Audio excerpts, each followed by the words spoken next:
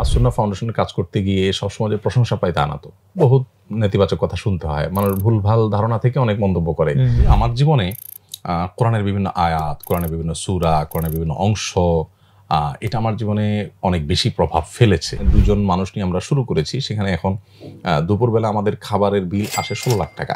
যেকোনো একটা বই যেভাবে আমরা পড়ি, লেসন নেই, সেখানে একটা অর্গানাইজড ভাব দেখি যে একটা চ্যাপ্টার পর একটা চ্যাপ্টার, ক্রমবিন্যাস, একটা জিনিস একটার পর একটা হচ্ছে। যেখানে কোরআন প্রথম দৃষ্টিতে দেখলে মনে হবে যে ভাই কোথায় কি? এক ঘটনা শুরু চলে গেল আরেক জায়গায়, হঠাৎ এইটা, তারপরে এটা। ইমাম তাওরাহ রাহমাতুল্লাহ তার স্টুডেন্টদেরকে একবার বলেছিলেন যে, আচ্ছা ৩০,০০০ পৃষ্ঠা বিশিষ্ট একটা কোরআনের ব্যাখ্যা গ্রন্থ যদি আমি লিখি কেমন হবে? একটা মহাগ্রন্থ মানব জাতির সকল বিষয়ের আলোচনা সেখানে থাকবে। আর আপনি চাইবেন যে আমাকে প্রতিটা বিষয় আলাদা, আলাদা করে পার্ট করে বলে দিবে। কিভাবে সম্ভব? আলিফ লাম মিম কোরআনের এমন যা শব্দগুলোর অন্তর্ভুক্ত যে শব্দগুলোর মিনিং আল্লাহ ছাড়া কেউ জানেন না, এবং কারণ এটা আরেকটা আলোচনার জায়গা, এবং এইটা নিয়ে আলাদা শাস্ত্র আছে যে আল্লাহ বলছেন তুমি আমার পথে যদি আসতে চাও, তোমাদের সদিচ্ছা থাকে, সত্যানুসন্ধানের দৃষ্টি থাকে এবং প্রচেষ্টা থাকে, আমি তোমাকে আসার জন্য পথ দেখাবো, অনেকগুলো পথ, একটা দুইটা অবশ্যই এবং অবশ্যই পথ দেখাবো। আজীব একটা বিষয়, কোরআন যেরকম পথ দেখায়, কোরআন কিন্তু গুমরাহ করে। কিভাবে গুমরাহ? আল্লাহ সুবহানাহু ওয়া তাআলা বলেছেন কিন্তু কোরআনে কারীমে, আল্লাহ বলেছেন লা তাকরাবুস সালাতা ওয়া আনতুম সুকারা, তোমরা মদ পান করে নামাজে যেও না, তার মানে আগে পরে খাইও। এই আয়াত থেকে তো এটা বোঝা যায়।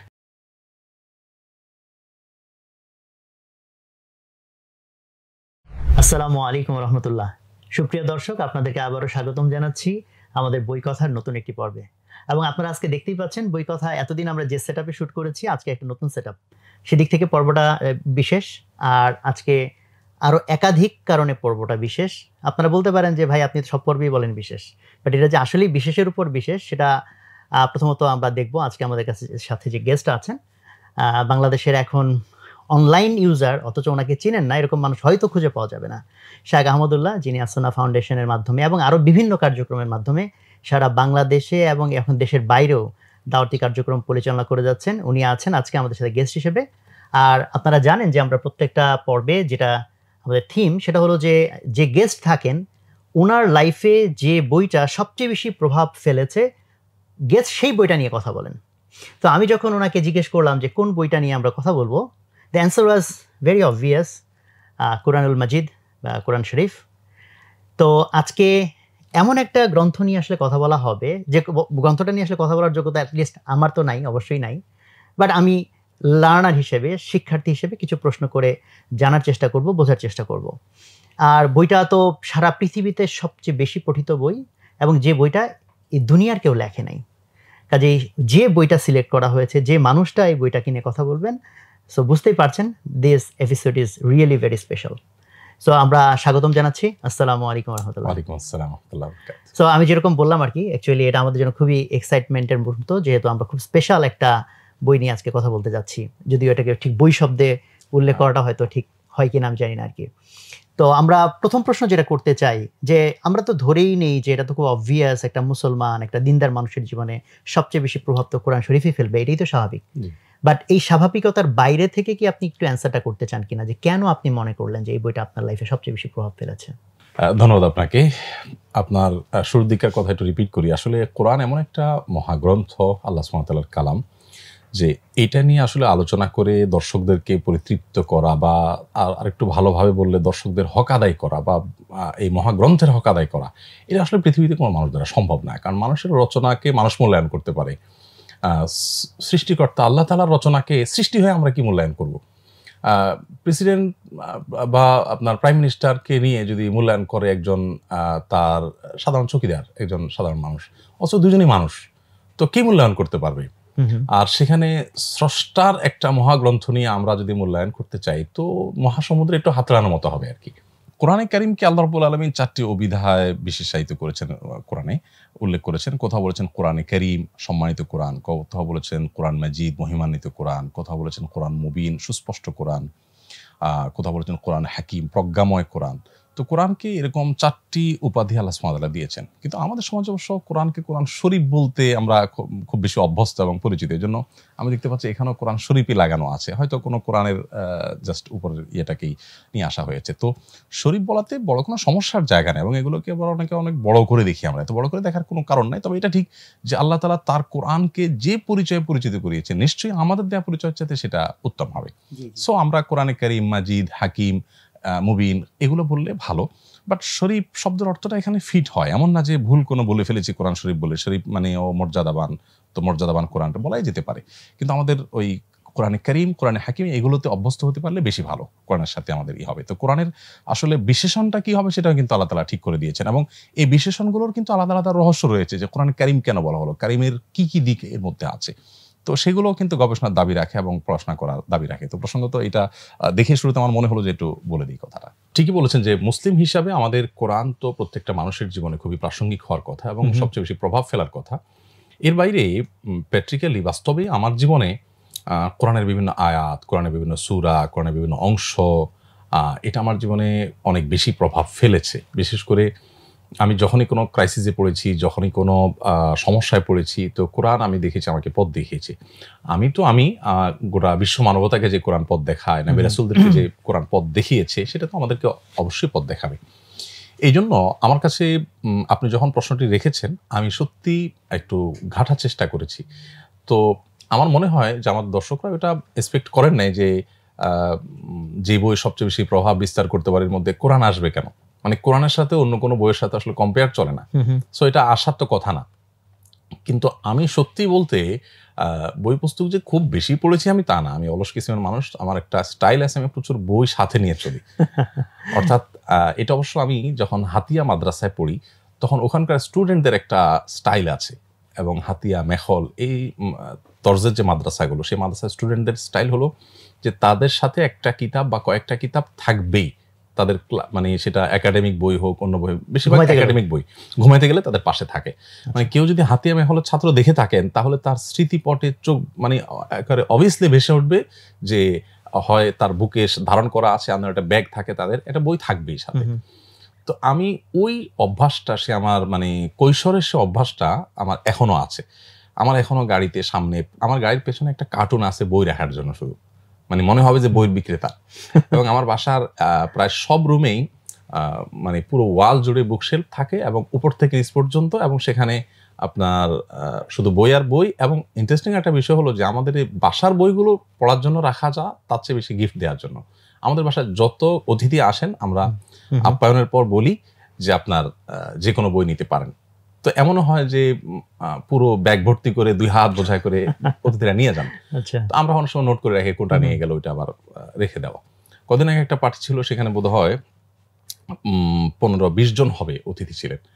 তো একটা বই বেশ ভালো মনে হয়েছে, কিন্তু 20 জনকে একটা বই কিভাবে দিব? কিন্তু ইন্টারেস্টিং ব্যাপার হলো 20টা কপি পাওয়া গেছে, 20 জনকেই দেওয়া গেছে। মাশাআল্লাহ।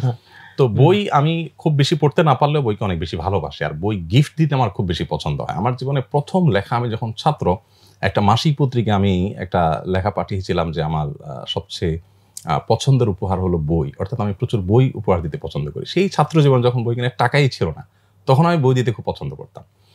তো আপনি যখন বলেছেন বই নিয়ে যে কোন বইয়ের প্রভাব বেশি, সত্যি আমি চোখ বন্ধ করে তাকিয়ে দেখলাম যে অনেক বইয়ের অনেক প্রভাব আছে, কিন্তু কোরআনের যে প্রভাব, সেই সাথে নবী করিম সাল্লাল্লাহু আলাইহি ওয়াসাল্লামের সিরাত পাঠ করেছি, সেটার যে প্রভাব আমার মধ্যে পড়েছে, আমার মনে হয় না যে অন্য কোনো বই আমাকে এতটা প্রভাবিত করেছে। তো আমি এখন আল্লাহর কালামকে অন্য কোনো বইয়ের সাথে তুলনা বাদ দিয়েই যদি আমি আমার নিজের প্রভাবের কথা বলি, তো চোখ বন্ধ করে আমার কাছে কোরআন চলে আসে, যে আসলে কোরআন আমাকে আমার জীবনের পদে পদে গাইড করেছে। আমরা একটু স্পেসিফিক্যালি যদি জানতে চাই, ধরেন আপনার ব্যক্তি জীবন, সেখানে যত সংঘাত, স্ট্রাগল, ওখান থেকে যদি স্পেসিফিক ইনসিডেন্ট এবং কোন আয়াত কিভাবে, একটু যদি আমরা ডিটেলে যেতে চাই। একটা জিনিস আমি বলতে চাই, বিশেষ করে একেবারে সর্বশেষ আমার একটা অনুভবের কথা, সেটা হলো যে সম্প্রতি আমরা রমাদানে যে তারাবিতে আমরা কোরআন তেলাওয়াত শুনি, প্রতিদিন হাফিজ সাহেবরা যে তেলাওয়াতটা করেন, আমাদের দেশে কোরআনকে নিয়ে সবচেয়ে বড় আমাদের আয়োজন হয়, সবচেয়ে বড় কোরআনের সান্নিধ্যে থাকার সুযোগ তৈরি হয় এই তারাবিতেই।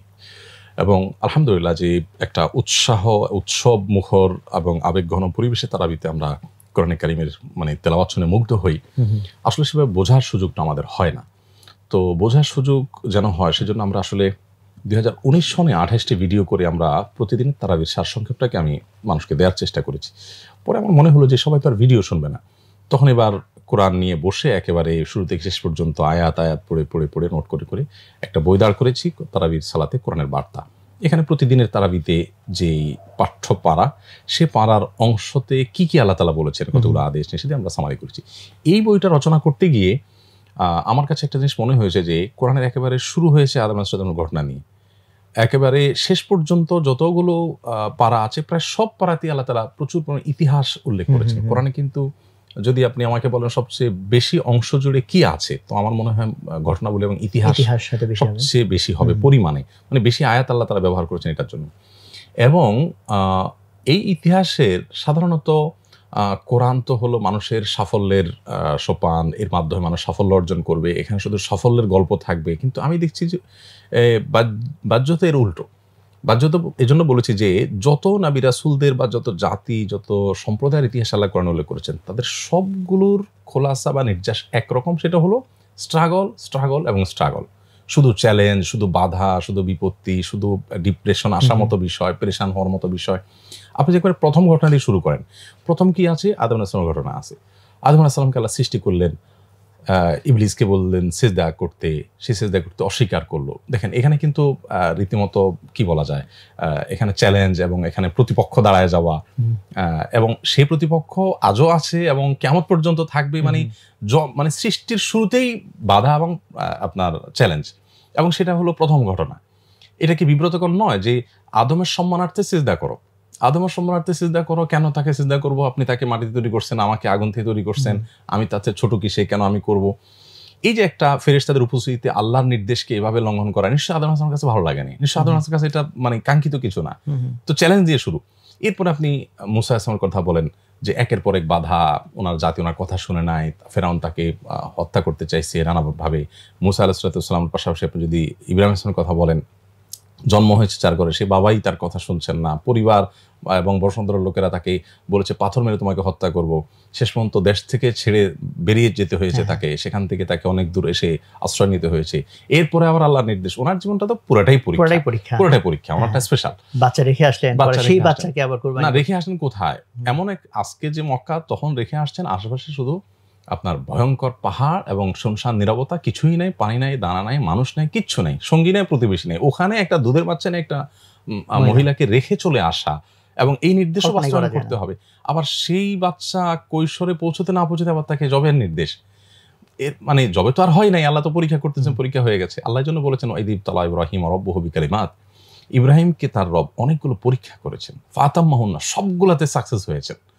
তো এই যে কোরআন, আমি দেখেছি যে কোরআন পুরো ঘটনা শুধু চ্যালেঞ্জ চ্যালেঞ্জ চ্যালেঞ্জ। এবং নবীরা, নূহ আলাইহিস সালামের জীবনে কি ভয়ঙ্কর চ্যালেঞ্জের মুখোমুখি তাকে হতে হয়েছে। 950 বছর দাওয়াত দেওয়ার পর 100 মানুষও ইসলাম গ্রহণ করে নাই। মানে এই সক্ষম না হওয়াটার মধ্যেও তার সফলতা যে নিহিত আছে, কোরআন কিন্তু সেটা উল্লেখ করেছে যে তিনি তার কাজটা সঠিকভাবে করতে পেরেছেন। আল্লাহ তাআলা সংখ্যা দেখে, আল্লাহ তো রেজাল্ট দেখেন না, আল্লাহ দেখবেন হচ্ছে তার প্রচেষ্টা, আমরা ইনপুট দেখবেন আল্লাহ তাআলা, আমরা আউটপুট দেখবেন না যে আমি কি করেছি। তো সমস্ত নবী রাসূলদের জীবনে এভাবে বাধা বাধা বাধা একটা পর একটা, এগুলো সবগুলোর মানে আনন্দের সংবাদটা হলো, লেসন নেওয়ার জায়গাটা হলো যে সবারই পরিণতিটা ভালো হয়েছে। একজন নবী রাসূল পাওয়া যাবে না যে পরিণতি ভালো হয়নি। হ্যাঁ, আমরা সূরা বুরুজের মধ্যে দেখতে পাই যে আসহাবুল হুদুদের কথা আল্লাহ বলেছেন যে যারা আল্লাহর পথে এসেছেন, তাওহীদের কথা শুনেছেন, বড় বড় গর্ত খুঁড়ে তারা সেখানে আগুন জ্বালিয়ে তাদেরকে নিক্ষেপ করে ফেলেছে, এবং কোন কোন নবীকে করাত দিয়ে কেটে 2 টুকরো করে ফেলা হয়েছে। কেউ প্রশ্ন রাখতে পারেন যে তার তো শেষ পরিণতি ভালো কিছু হলো না।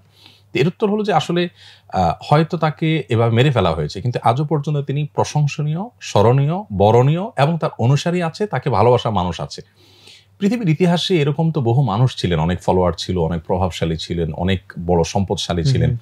কিন্তু আমি যদি বলি যে আজ গুলিস্তান মোড়ে দাঁড়িয়ে কেউ যদি ওই ব্যক্তির 14 গোষ্ঠী ধরে গালিগালাজ করা খারাপ জিনিস যদি কেউ করে, তাহলে এই গুলিস্তানে হাঁটা চলা করা হাজারো মানুষের ভিড়ে কেউ একজন মানুষই কি দাঁড়ায় চোখের পানি ফেলবে, ইস লোকটারে গালিগালাজ দিচ্ছে, আমার কাছে খারাপ লাগতেছে? আমার তো মনে হয় কারো এমন একজন মনীষী পৃথিবীতে নাই যার জন্য কারো খারাপ লাগাটা এইভাবে কাজ করবে।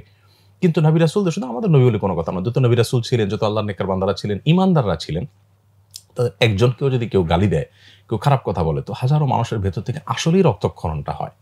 এই যে রিয়েলি তার মধ্যে কষ্ট লাগা কাজ করছে, এটি তো তার সাফল্যের বড় জায়গা। উনি কিভাবে বেঁচেছিলেন, মারা গেছেন কিভাবে, সেটা তো আসলে গুরুত্বপূর্ণ বিষয় না, মরতে তো হবেই না কোনো না কোনোভাবে। তো গোটা কোরআনে আমরা দেখি যে সমস্ত নবী রাসূলদের ইতিহাসে একেবারে আগাগোড়া কোরআন যতটুকু উল্লেখ করেছে অন্তত সবই চ্যালেঞ্জ।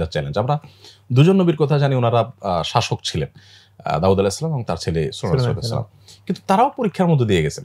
স্বয়ং আল্লাহ রাব্বুল আলামিন সুলাইমান সম্পর্কে বলেছেনই যে ওয়ালাকাদ ফাতান্না সুলাইমান ওয়া আলকাইনা আলা কুরসিহি জাসাদান সুম্মা আনাব, আমি সুলাইমানকে পরীক্ষায় ফেলেছি, বিপদে ফেলেছি, এবং তার মসনদের উপর একটি দেহকে এনে ফেলে রেখেছি, এরপর সে আবার তার মসনদ ফিরে পেয়েছেন। তার মানে একটা স্ট্রাগল ওনার জীবনে গেছে। এবং তাফসীর কিতাবগুলোতে বলেছে যে ওনার একটা আংটি, একটা শয়তান তার সাথে অভিনয় করে তার কাছ থেকে নিলে সে আংটি পরার পর সে মতো হয়ে গেছে, সে মসনদে বসেছে, অনেকদিন বাহিরে ঘুরছেন, অনেক কষ্ট করেছেন, তো তার জীবনে স্ট্রাগল ছিল। এভাবে পুরো কোরআন জুড়ে যখন দেখেছি আমি যে চ্যালেঞ্জ এবং চ্যালেঞ্জ, আমার এটা পড়ার পর থেকে বিশেষ করে আমার কাছে মনে হয়েছে যে কোনো চ্যালেঞ্জ আসলে আমার কাছে মনে হয় যে নবী রাসূলদের অনুসারী যে যত বেশি হবে, হাদিসে আসছে তাদের মধ্যে বিপদ তত বেশি আসবে, তাদের চ্যালেঞ্জ তত বেশি আসবে। চ্যালেঞ্জ আসলে তখন আমি বিশেষ করে যখন কোনো কঠিন থেকে কঠিনতর পরিস্থিতির মধ্যে পড়ি, তখন আমার কাছে এই আয়াতগুলো সামনে চলে আসে এবং এই ঘটনাগুলো সামনে চলে আসে যে আমি আর কি স্ট্রাগল করতেছি। এত স্ট্রাগল করেছেন, আমাকে কেউ গালিগালাজ করছে না বুঝে। তো নবী রাসূলদের যে গালিগালাজ করা হয়েছে, ওইরকম গালিগালাজ তো এখনো আমার করা হয় না। অর্থাৎ আমি এখনো অতদূর তাদের অনুসারী হিসাবে অতদূর যেতে পারি না যে হলে ওইরকম চ্যালেঞ্জ আসতে পারে। তো এই ঘটনাগুলো বিশেষ করে এই বই লিখতে গিয়ে যখন আমি পড়ার সুযোগ হয়েছে এবং সেটাকে সামারি করেছি, তখন আমার কাছে বেশ প্রভাব ফেলেছে এগুলো। এবং এরপর থেকে বিশেষ করে অনেক কঠিন কঠিন বিষয় আমার কাছে বেশ সহজ হয়ে যাচ্ছে। এবং আরেকটি আয়াতের ক্ষেত্রে আমাকে খুব বেশি উদ্বুদ্ধ করেছে, এটা হলো যে ইন্না মা'আল উসরি ইউসরা। নিশ্চয়ই আমি মনে মনে ভাবতেছিলাম আয়াতের কথা, কঠিন সময়ের পর সহজ সময় আসে। এবং সত্যি আমাদের কি এমন কোনো বিপদ আসে যে বিপদের কোনো আসলে শেষ নাই? আল্লাহ তাআলা ওই আয়াতটা পরপর দুইবার বলেছেন। এখান থেকে আমি যে ইন্সপিরেশন পেয়েছি সেটা হলো যে কোনো কঠিন সময়ে আমার সান্ত্বনা পাওয়ার যথেষ্ট সুযোগ আছে। যে অন্ধকার শুরু মানে হলো অবশ্যই আলো আসবে, এবং রাত গভীর হচ্ছে মানে ভোর আসবেই। আর পৃথিবীর সেই প্রথম মানুষ আদম আলাইহিস সালাম থেকে নিয়ে শুরু করে আজও পর্যন্ত প্রত্যেকটা মানুষের ইতিহাসই প্রায় একই ঘুরে ফিরে, যে যদি তারা সবর করতে পারে, ধৈর্য ধারণ করতে পারে, আল্লাহর ফয়সালায় সন্তুষ্ট হতে পারে, একটা পর্যায়ে আল্লাহ তাআলা তার এই সমস্যাগুলো রাখেন না। জাস্ট একটা সাময়িক পরীক্ষা থাকে, একটা সময় পার হতে হয় তাকে। এবং পুরো কোরআন জুড়ে আমরা এটাই দেখি, একটি ঘটনাও এর ব্যতিক্রম দেখি না। আমি ঘটনাগুলোর প্রথম অংশ যদি শুধু রাখি, তাহলে দেখবো যে মানে কি নবী রাসূল হয়েছেন যে আল্লাহর মানুষ ওনারা, কিন্তু ওনাদের যে চ্যালেঞ্জ আর বাধা, মানে সমাজে কোণঠাসা, কেউ কথা শোনে না, এবং তাদের গালিগালাজ, তাদেরকে মেরে ফেলার ষড়যন্ত্র, এবং অনেককে মেরে ফেলা হয়েছে। তো এগুলো হলো প্রথম অংশ। কিন্তু শেষ অংশ আমরা যদি দেখি, তো সমস্ত নবী রাসূলগণ শুধু অমর হয়ে আছেন তা না, তারা প্রশংসনীয় হয়ে আছেন, প্রাসঙ্গিক হয়ে আছেন, এবং তাদের মতো প্রাসঙ্গিক হওয়ার এই রেশিওটা আল্লাহর প্রতি বিশ্বাসী না তাদের মধ্যে এরকম পাওয়া যাবে না। অর্থাৎ এত বেশি অমর হয়ে থাকা, আল্লাহর এত বেশি প্রিয় বান্দা হয়ে থাকার নজির নাই। আমি সবচেয়ে বেশি প্রভাবিত হয়েছি এই জায়গাটাতে, যে চ্যালেঞ্জ এবং বাধা এবং সমস্যা যতই আসুক না কেন, আমি যদি আমার রোলটা প্লে করতে পারি, অর্থাৎ সবর করতে পারি, আমি যদি আল্লাহর ফয়সালা হচ্ছে, আল্লাহ সবকিছু দেখছেন, হাসবুনাল্লাহু ওয়া নি'মাল ওয়াকিল, আল্লাহ আমাদের জন্য যথেষ্ট, তিনি সর্বোত্তম কর্মবিধায়ক, এটা যদি আমরা মনে করতে পারি, ঠিক হয়ে যাবে। আমরা উহুদের যুদ্ধের পর দেখেছি যে মক্কার মুশরিকরা তারা আবারও সংঘবদ্ধ হয়ে আসছে এবং সব সমূলে শেষ করে দিবে একটা পরিকল্পনা করছে। এটা যখনই সাহাবীদের কাছে সংবাদ আসলো, এমনিতেই তারা একটা ভয়ঙ্কর স্ট্রাগল পার করে আসছেন, একটা যুদ্ধে অনেক প্রিয়জনকে হারিয়েছেন, রাসূল আকরাম সাল্লাল্লাহু আলাইহি ওয়াসাল্লামের দাঁত শহীদ হয়েছে, অনেক কষ্টের মধ্যে তাদের, এর মধ্যে আবার আসছে আরেকটা ঝড়, মানে কত বড় টেনশনের কথা। কিন্তু সাহাবীরা কি করলেন? হাসবুনাল্লাহু ওয়া নি'মাল ওয়াকিল, আল্লাহ আমাদের জন্য যথেষ্ট, তিনি সর্বোত্তম কর্মবিধায়ক। কি মানসিক শক্তি! আল্লাহ জন্য বলেছেন কোরআনে, যালিকা বিআন্নাল্লাহা মাওলাল্লাযিনা আমানু ওয়া আন্নাল কাফিরিনা লা মাওলা লাহুম। যারা বিশ্বাসী আর যারা বিশ্বাসী নয়, পার্থক্যের জায়গাটা হলো আল্লাহ বিশ্বাসীদের অভিভাবক, যার কারণে বিশ্বাসীদের কোনো সমস্যা হলে সে বলে আল্লাহ ভরসা, তার একটা আস্থার জায়গা আছে। কিন্তু যার কোনো সৃষ্টিকর্তা বিশ্বাসী না, তার তো আসলে আস্থার কোনো জায়গা নেই, যার কারণে সে ডিপ্রেসড হয়ে খুব অল্পতেই ভেঙে পড়ে, মুশড়ে পড়ে, এবং তার ভরসার কোনো জায়গা থাকে না। তো কোরআন মানুষকে মানসিক প্রশান্তি দেয়, এবং যত কষ্ট আছে সেটা লাঘবের রাস্তা হলো। সবচেয়ে বড় সান্ত্বনা হলো ঠিক আছে আমার দুনিয়াতে সমস্যা সমাধান হলোই না, আমার কাছে আসল টাকা। আমার কাছে কোনো কোনো মানুষ যখন এসে বলে, ধরেন কোনো মহিলা আসলেন এসে বললেন ভাই আমি বাবার ঘরে বাবার বাড়িতে সারা জীবন কষ্টে ছিলাম, বিয়ে হলো স্বামীটা আমার অমানুষ ভাই, আমার শাশুড়িটা যা করে। এরপরে এক ভদ্রমহিলা কিছুদিন আগে আমাকে বললেন যে ভাই যা স্বামী সংসার করছি ছেলে মেয়েগুলো বড় করে নিয়েছি, এগুলো বাপের মতো হয়েছে এবং এগুলো আমার জন্য একটা কাঁটার মতো হয়ে গেছে, অনেক বয়স হয়ে গেছে তার। আমি এই সমস্ত মানুষগুলোকে বলি দেখেন আপনার এই সমস্যা বা কষ্টের কোনো এন্ডিং আছে কি না, তো প্রথমে একটু চিন্তা করে এন্ডিং আছে কিনা, কি জানে আল্লাহ জানে। তাহলে আল্লাহ জানে কি আপনি জানেন, মানে এটা শেষ আছে কিনা। তারা আপনাকে কতদিন কষ্ট দিতে পারবে, মৃত্যু পর্যন্ত, মৃত্যুর পরে তো আপনাকে তারা কষ্ট দিতে পারবে না, তাহলে একটা শেষ তো আছে, কিন্তু এরপর তার একটা শুরুও আছে। আপনি যদি এই শেষটা ভালোভাবে করতে পারেন তাহলে সেক্ষেত্রে ওই শুরুটা আপনার নির্ঘাত ভালো হবে। এই যে একটা সান্ত্বনার জায়গা, এটা তো অবিশ্বাসের নাই। তো কোরআন থেকে আমি এই আমার ব্যক্তি জীবনে সবচেয়ে বেশি প্রভাব ফেলেছে এই জিনিসটা, যে আমার মনে হয় যে প্রত্যেক ইমানদার যার কোরআনের প্রতি ন্যূনতম আপনার কোরআনের ধারণা আছে কোরআনের উপর, তার কোরআন থেকে ইন্সপিরেশন পাওয়ার কথা, যে ইমানদার কখনো মুশরিক পাওয়ার কথা নয়। এই জন্য কোরআনে কিন্তু একটা নয়, আপনি পাতায় পাতায় দেখবেন আল্লাহ সুবহানাহু ওয়া তাআলা বলেছেন লা তাকনাতু মির রাহমাতিল্লাহ, তোমরা আল্লাহর রহমত থেকে নিরাশ হবে না। ইন্নাল্লাহা ইয়াগফিরুয যুনুবা জামিআ, তোমার পাপাচারে তুমি ক্লান্ত, তুমি পাপাচার করে অনেক বেশি লজ্জিত, আল্লাহ তাআলা সব গুনাহ মাফ করবেন তুমি অনুতপ্ত হয়ে আসো, তোমার রোলটা তুমি প্লে করতে পারো। আল্লাহ তাআলা অন্য আয়াতে বলেছেন ওয়ালা ইয়াইআস মির রাহিল্লাল কাফিরুন ইল্লাল কওমুল কাফিরুন, আল্লাহর রহমত থেকে অবিশ্বাসী ছাড়া কেউ কিন্তু নিরাশ হতে পারে না।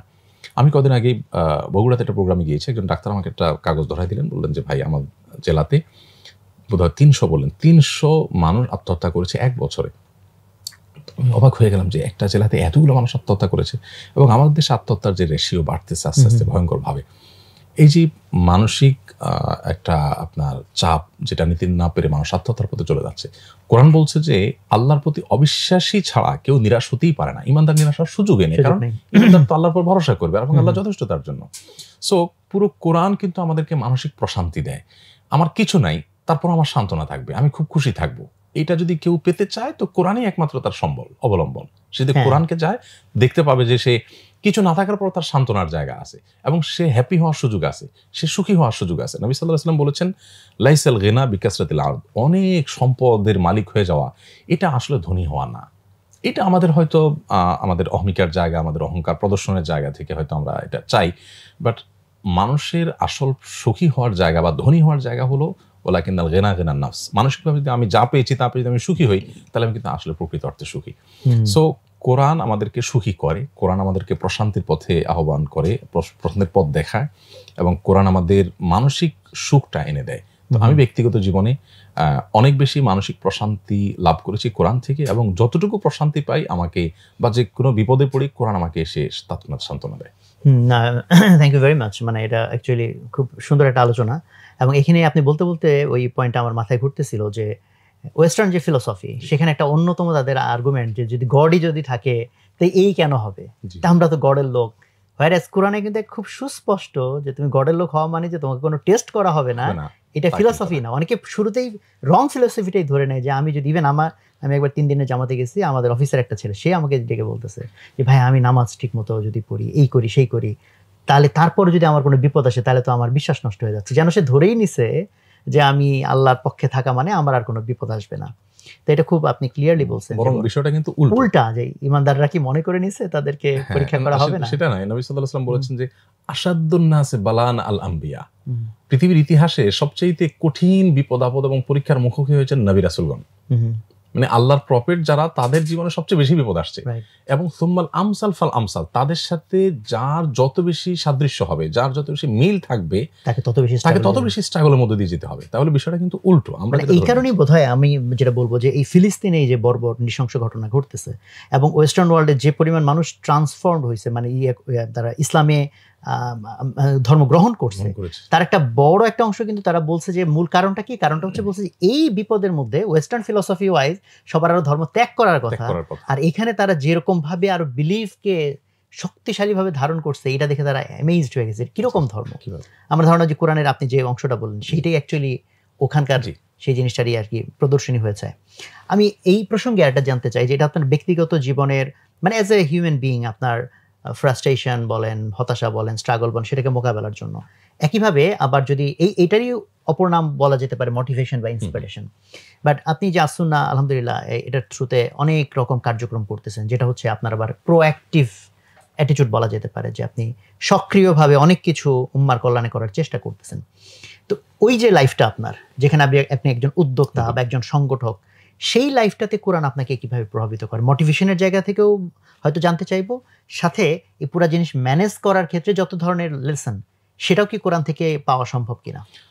ডেফিনেটলি। বিশেষ করে আমি একটু আগে যেটা বললাম, সেখানে কিন্তু আমরা দেখেছি যে যত রকমের চাপ আছে, পেরেশানি আছে, এগুলো সবগুলোতেই আমাদের মানে ওভারকাম করার একটা জায়গা আছে যদি আমরা রোলটা সেভাবে প্লে করতে পারি। নবী রাসূলগণ সবাই মানুষের কল্যাণে কাজ করেছেন। আমরা আসুন্নাহ ফাউন্ডেশনের কাজ করতে গিয়ে সবসময় যে প্রশংসা পাই তা না তো। বহুত নেতিবাচক কথা শুনতে হয়। মানুষ ভুলভাল ধারণা থেকে অনেক মন্তব্য করে। তো এগুলো সবগুলোই আমাকে তখন নবী রাসূলদের ইতিহাস এসে আমাকে সান্ত্বনা দেয় যে, না, এটা তো মন খারাপ করার মতো বিষয় না। তুমি আর কি গালি শুনেছ? নবী রাসূলদেরকে আরো কত কঠিন কথা বলা হয়েছে। ঠিক একইভাবে নবী রাসূলদের একটা বড় প্রচেষ্টা ছিল সবসময় মানুষের কল্যাণ সাধন করা। আমরা অনেক সময় দেখি যে বোধহয় মানে স্রোতের বিপরীতে, মানে সমাজ যখন কোনো অন্যায়মুখী স্রোত থাকে তার বিপরীতে বোধহয় আমি টিকতে পারবো না, তখন আমার একটা আয়াত মাথায় এসে দাঁড়ায়। সেটা হলো যে আল্লাহ সুবহানাহু ওয়া তাআলা বলেছেন, আম্মা যাবাদু ফায়াযহাবু জুফাআ ও আম্মা মা ইয়ানফাউন নাস ফায়ামকুসু ফিল আরদ। একজন উদ্যোক্তা হিসেবে বিশেষ করে আমরা ফাউন্ডেশনের একেবারে শুরুর দিকে যখন আমরা কাজ করি, তখন সামান্য মানে আমার ব্যক্তিগত মোবাইল নাম্বার দিয়ে আমরা মার্কেটিং করতাম, এবং সেই নাম্বারটা আমি এখনো ইউজ করছি। সেই নাম্বার দিয়ে মার্কেটিং করতাম এবং সেই নাম্বার দিয়ে বলতাম, ভাই এখানে বিকাশ টাকা দেন। তো দেখা যায় যে পুরো ক্যাম্পেইন করে আমাদের 1 লাখ টাকা আসলো। 1 লাখ টাকা দিবে, তাও আবার আমি ফোন করে করে বুঝায় তারপর নিতে হতো। আবার 1 লাখ টাকার হিসাব দিতাম, আবার যাই আমরা ওই চ্যারিটি করে লাইভ দিতাম, এসব করতে হতো। তো যখন শুরুতে অনেক বেশি চাপ ছিল, ভাবতাম যে আল্লাহ টিকতে পারবো কিনা, কিন্তু এই আয়াত আমাকে সে সান্ত্বনা দিত যে আম্মা যাবাদু ফায়াযহাবু জুফাআ। আল্লাহ বলেছেন যে একটা হলো বুদবুদ বা ফেনা, আর একটা হলো ফেনার নিচে থাকা পানি। আমরা সাধারণত ফেনাটা দেখতে পাই, পানিটা দেখতে পাই না। আর ফেনাটা পরিমাণে অনেক বেশি হয়। ধরেন যদি ওয়াশিং পাউডার মিশাই তো ফেনা অনেক বেশি হয়, বা স্রোতে ফেনা সৃষ্টি হয় সেটা অনেক বেশি হয়। আল্লাহ বলেছেন ফেনা কিন্তু একসময় চলে যাবে। ওয়াম্মা ইয়ানফাউন নাস, আর মানুষের জন্য উপকারী কিছু যদি থাকে এর তলে, সেটা কিন্তু থেকে যাবে। সো আমি একজন উদ্যোক্তা, আসুন্নাহ ফাউন্ডেশন ছাড়াও যদি আমি একটা নর্মাল একটা দোকানদারও হই, তো সেক্ষেত্রে একই কথা চলে আসে যে আমার যদি ইন্টেনশন হয় আমি মানুষের উপকার করব, আমি ভালো কিছু দিতে চাই, আমি অসততা করতে চাই না, আমি আমার পরিবারের ভরণ পোষণের ব্যবস্থা করতে চাই, আমার উদ্দেশ্যের মধ্যে কোনো খাদ নাই, চেষ্টার মধ্যে কোনো ত্রুটি নাই, এটা যদি থাকে তো হয়তো আমাকে স্ট্রাগল করতে হবে, বাট একটা সময় আল্লাহ তাআলা আমাকে টিকাবেন। হয়তো অনেক পরীক্ষার মধ্য দিয়ে, যেহেতু পরীক্ষার মধ্য দিয়ে যেতেই হবে, স্বপ্ন রাসূলতে যেতে হয়েছে, আমার জন্য প্রস্তুত। কিন্তু আমাকে একটা সময় আমি অবশ্যই সফলতার মুখ দেখতে পাবো ইনশাআল্লাহ, যদি আমি উপকারী এটা প্রমাণ করতে পারি, এবং আমার ভেতর থেকে যদি উত্তর আসে যে হ্যাঁ, আমার কোনো ধান্দা নাই, আমার কোনো দুনিয়াবি টার্গেট নাই, আমার কোনো তুচ্ছ কোনো উদ্দেশ্য নাই, আমার অনেক ওয়াইড চিন্তা আছে, তাহলে সেক্ষেত্রে আমি নিশ্চিত যে আল্লাহ তাআলা এটাকে টিকায় রাখবেন, যেভাবে সবাইকে টিকায় রাখিয়েছেন। তো এই জায়গা থেকে আমি অনুপ্রেরণা পাই, মোটিভেশন হয় আমার যে আল্লাহ সুবহানাহু ওয়া তাআলা আমাদেরকে টিকাবেন। আর যদি কখনো মনে হয় যে না আমি টিকবো না, তখনও আমার জন্য মোটিভেশন আসে যে ঠিক আছে, আমি আমার কাজটা করতে গিয়ে পারলাম না শেষ পর্যন্ত যেতে, আমি যা করতে চাইলাম সেটা হলো না, তাতে আমার তো হারাবার কিছু নেই। আল্লাহ তাআলা তো আমার নিয়ত অনুযায়ী সওয়াব দিয়ে দিবেন। নবী সাল্লাল্লাহু আলাইহি ওয়াসাল্লাম বলেছেন, মান হাম্মা বিহাসানাতিন ফালাম ইয়ামালহা, কেউ ভালো কাজ করার সংকল্প করেছে বাট সে করতে পারলো না, আল্লাহ তাআলা তাকে পরিপূর্ণ সওয়াব দিয়ে দিবেন, যদি তার সংকল্পটা সঠিক থাকে এবং নিয়তটা যদি সহি থাকে। তো এই জায়গাগুলো অনেক বেশি মানে ইন্সপিরেশন ছাড়া আরেকটা যেটা জানতে চাচ্ছিলাম, যে আপনার সাংগঠনিক কার্যক্রম চালানোর জন্য যে স্কিল দরকার হয়, দক্ষতাগুলো দরকার হয়, কোরআন কি সেটারও সোর্স হতে পারে? মানে অফকোর্স আমরা বিশেষ করে কর্মী নিয়োগের ক্ষেত্রে, রিক্রুটের ক্ষেত্রে, বা আমাদের সহকর্মী যখন আমরা নেব, তখন সেক্ষেত্রে আমরা দেখি মুসা আলাইহিস সালামকে যখন নিয়োগ করেছেন শুআয়ব আলাইহিস সালাম, তখন কিন্তু উনি বলেছেন, ওনার মেয়ে বলেছিলেন, ইন্না খায়রা মান ইস্তাজারতা লাকাবিয়্যুন আমিন, বাবা তুমি যাকে 10 বছরের জন্য কর্মী হিসাবে নিয়োগ দিলে, এই লোকটার মধ্যে 2টি গুণ আছে। একটা হলো সে কবি, অর্থাৎ তোমার এই কাজ করতে সক্ষম, তার মধ্যে দক্ষতা আছে, স্কিল আছে, আর একটা হলো যে আমিন, সে বিশ্বস্ত। তো আমরা সেজন্য শুধুমাত্র দক্ষতা দেখি না, বিশ্বস্ততা দেখি, আবার শুধু বিশ্বস্ততাও দেখি না, দক্ষতাও দেখি। অর্থাৎ একটা লোক খুব ভালো, প্রচন্ড আল্লাহওয়ালা, তার মানে ত্রুটি কোন নাই, চিন্তাতে, ইচ্ছাতে সবই ঠিক আছে, বাট তার কোনো যোগ্যতা নেই, তো দক্ষতা নাই, তাহলে তাকে দিয়ে আমার চলবে না। আবার লোকটা খুবই ভালো, যোগ্য অ্যাজ এ মানুষ, তার স্কিলটা খুব ভালো, কিন্তু তার উদ্দেশ্যে ত্রুটি আছে বা আমলের ত্রুটি আছে, তখন তাকে আমরা উপযুক্ত মনে করি না। দক্ষতা এবং বিশ্বাসযোগ্যতা, এই দুইটা সমন্বয়টা আমরা করার চেষ্টা করি যে এই দুইটা থাকে কিনা। বিশেষ করে বিশ্বাসযোগ্যতাটা, এটা যদি মূল থাকে, দক্ষতা একটু কম থাকলেও তার দক্ষতাটা তৈরি করে নেওয়া যায়। এটাকে আমরা একটা মূল ধরে নিয়ে কিন্তু আমাদের ফাউন্ডেশনের সমস্ত নিয়োগগুলোতে, বিশেষ করে প্রত্যেকটা জায়গায় আমরা লোক নেওয়ার সময় এগুলোকে মাথায় রাখি যে কোরআন যেটা বলেছে, এবং এর সুফল কিন্তু আমরা পেয়েছি আজও পর্যন্ত। আমাদের আলহামদুলিল্লাহ, আমাদের যেখানে 2 জন মানুষ নিয়ে আমরা শুরু করেছি, সেখানে এখন দুপুরবেলা আমাদের খাবারের বিল আসে 16 লাখ টাকা। এটা অবশ্য আমাদের স্কিলের যে স্টুডেন্টরা আছে তাদেরটা সহ, তারা প্রায় শখানেকের বেশি, তো তাদের সহ এই বিলটা আসে। তো এত বেশি পরিমাণ লোক কাজ করার পরও স্কিল, আমাদের মাদ্রাসা, অনেকগুলো ডিপার্টমেন্ট যেহেতু আছে, প্রতিষ্ঠান আলাদা আলাদা অঙ্গ প্রতিষ্ঠান হয়ে গেছে এখন, তো সবগুলোতে আমরা যে লোকগুলো নিয়ে কাজ করছি এখনো পর্যন্ত খুব বেশি হ্যাসেল আমাদেরকে পোহাতে হয় নাই, কারণ কোরআনের এই মূলনীতিটা আমরা মাথায় রেখেছি। না, আমি প্রশ্নটা এই জন্যই করলাম যে অনেক সময় মনে হতে পারে যে কোরআন কি শুধু ইন্সপিরেশনই দেয় নাকি প্র্যাকটিক্যাল যে গাইডলাইন সেটা। অবশ্যই। আমি এইবার প্রশ্নটাকে একটু অন্য ভিন্ন ধারায় নিয়ে যেতে চাই। সেটা হচ্ছে যে আমরা যখন যে কোনো একটা বই যেভাবে আমরা পড়ি, লেসন নেই, সেখানে একটা অর্গানাইজড ভাব দেখি যে একটা চ্যাপ্টার পর একটা চ্যাপ্টার, ক্রমবিন্যাস, একটা জিনিস একটার পর একটা হচ্ছে, যেখানে কোরআন প্রথম দৃষ্টিতে দেখলে মনে হবে যে ভাই কোথায় কি, এক ঘটনা শুরু চলে গেল আরেক জায়গায়, হঠাৎ এটা, তারপরে এটা, মনে হয় যেন এটার মধ্যে কিছু নাই। তো এটা তো একটা খুব ইউনিক একটা স্টাইল। তো এই স্টাইলটার বিষয়ে আপনি কি বলবেন? খুব বেশি কিছু বলার নেই আমার, কারণ আমার খুব ধারণা খুব বেশি কিছু নেই। তবে আমি একটা জিনিসকে এটার সাথে একটু কম্পেয়ার করতে চাই, সেটা হলো যে মানুষ আসলে আমরা যা শিখি, ধরুন আমি বাংলা ভাষা শিখেছি, একই সাথে আমি কিন্তু আরবি ভাষাও শিখছি মাদ্রাসা ব্যাকগ্রাউন্ড স্টুডেন্ট হিসাবে। এখন ধরেন আমি বাংলা ভাষা আরো ভাষা শিখেছি, আমার বাংলা ভাষা শেখার একটা পদ্ধতি আর আরবি ভাষা শেখার কিন্তু আরেকটা পদ্ধতি ছিল। এখন আপনি যদি আমাকে বলেন যে আপনি বাংলা ভাষা ভালো পারেন নাকি আরবি ভাষা ভালো পারেন, তো নিঃসন্দেহে উত্তর আসবে বাংলা ভালো পারি। বাংলা আমার মায়ের ভাষা, এই ভাষায় আমি যতটা পারি, এই ভাষার যত খুঁটিনাটি আমার জানা আছে, আরবি ভাষার নিশ্চয়ই এতটা জানা থাকার কথা না। আমি কেন, সবার ক্ষেত্রে একই কথা প্রযোজ্য হবে। তো বাংলা ভাষা আমি কিভাবে শিখেছি দেখুন, বাংলা ভাষা তো আমি ব্যাকরণ, গ্রামার ধরে ধরে একেবারে অর্গানাইজ ছিল না, অর্গানাইজ কিচ্ছু ছিল না। আমি আজকে একটা শব্দ শুনছি আম্মুর কাছ থেকে, কালকে আমার বাবার কাছ থেকে, কালকে আরেকজনের কাছ থেকে এটা শুনেছি, শুনতে শুনতে আমি কিন্তু বাংলা ভাষা সবকিছু রপ্ত করে ফেলেছি। কিছুই আমাকে শেখানো হয় না, কিন্তু আমি সবকিছু শিখে ফেলেছি। তো আমার মনে হয় যে মানুষের প্রকৃতিটাই এরকম, মানুষ এভাবে শিখতে বেশি স্বাচ্ছন্দ্য বোধ করে বা মানুষ বেশি রপ্ত করতে পারে। বরং আমরা আজকাল যে আপনার যেটাকে গোছানো পদ্ধতি বলি, যেটাকে অর্গানাইজড ওয়ে বলি, সেই ওয়েগুলোর চাইতে ন্যাচারাল হলো ওইটা।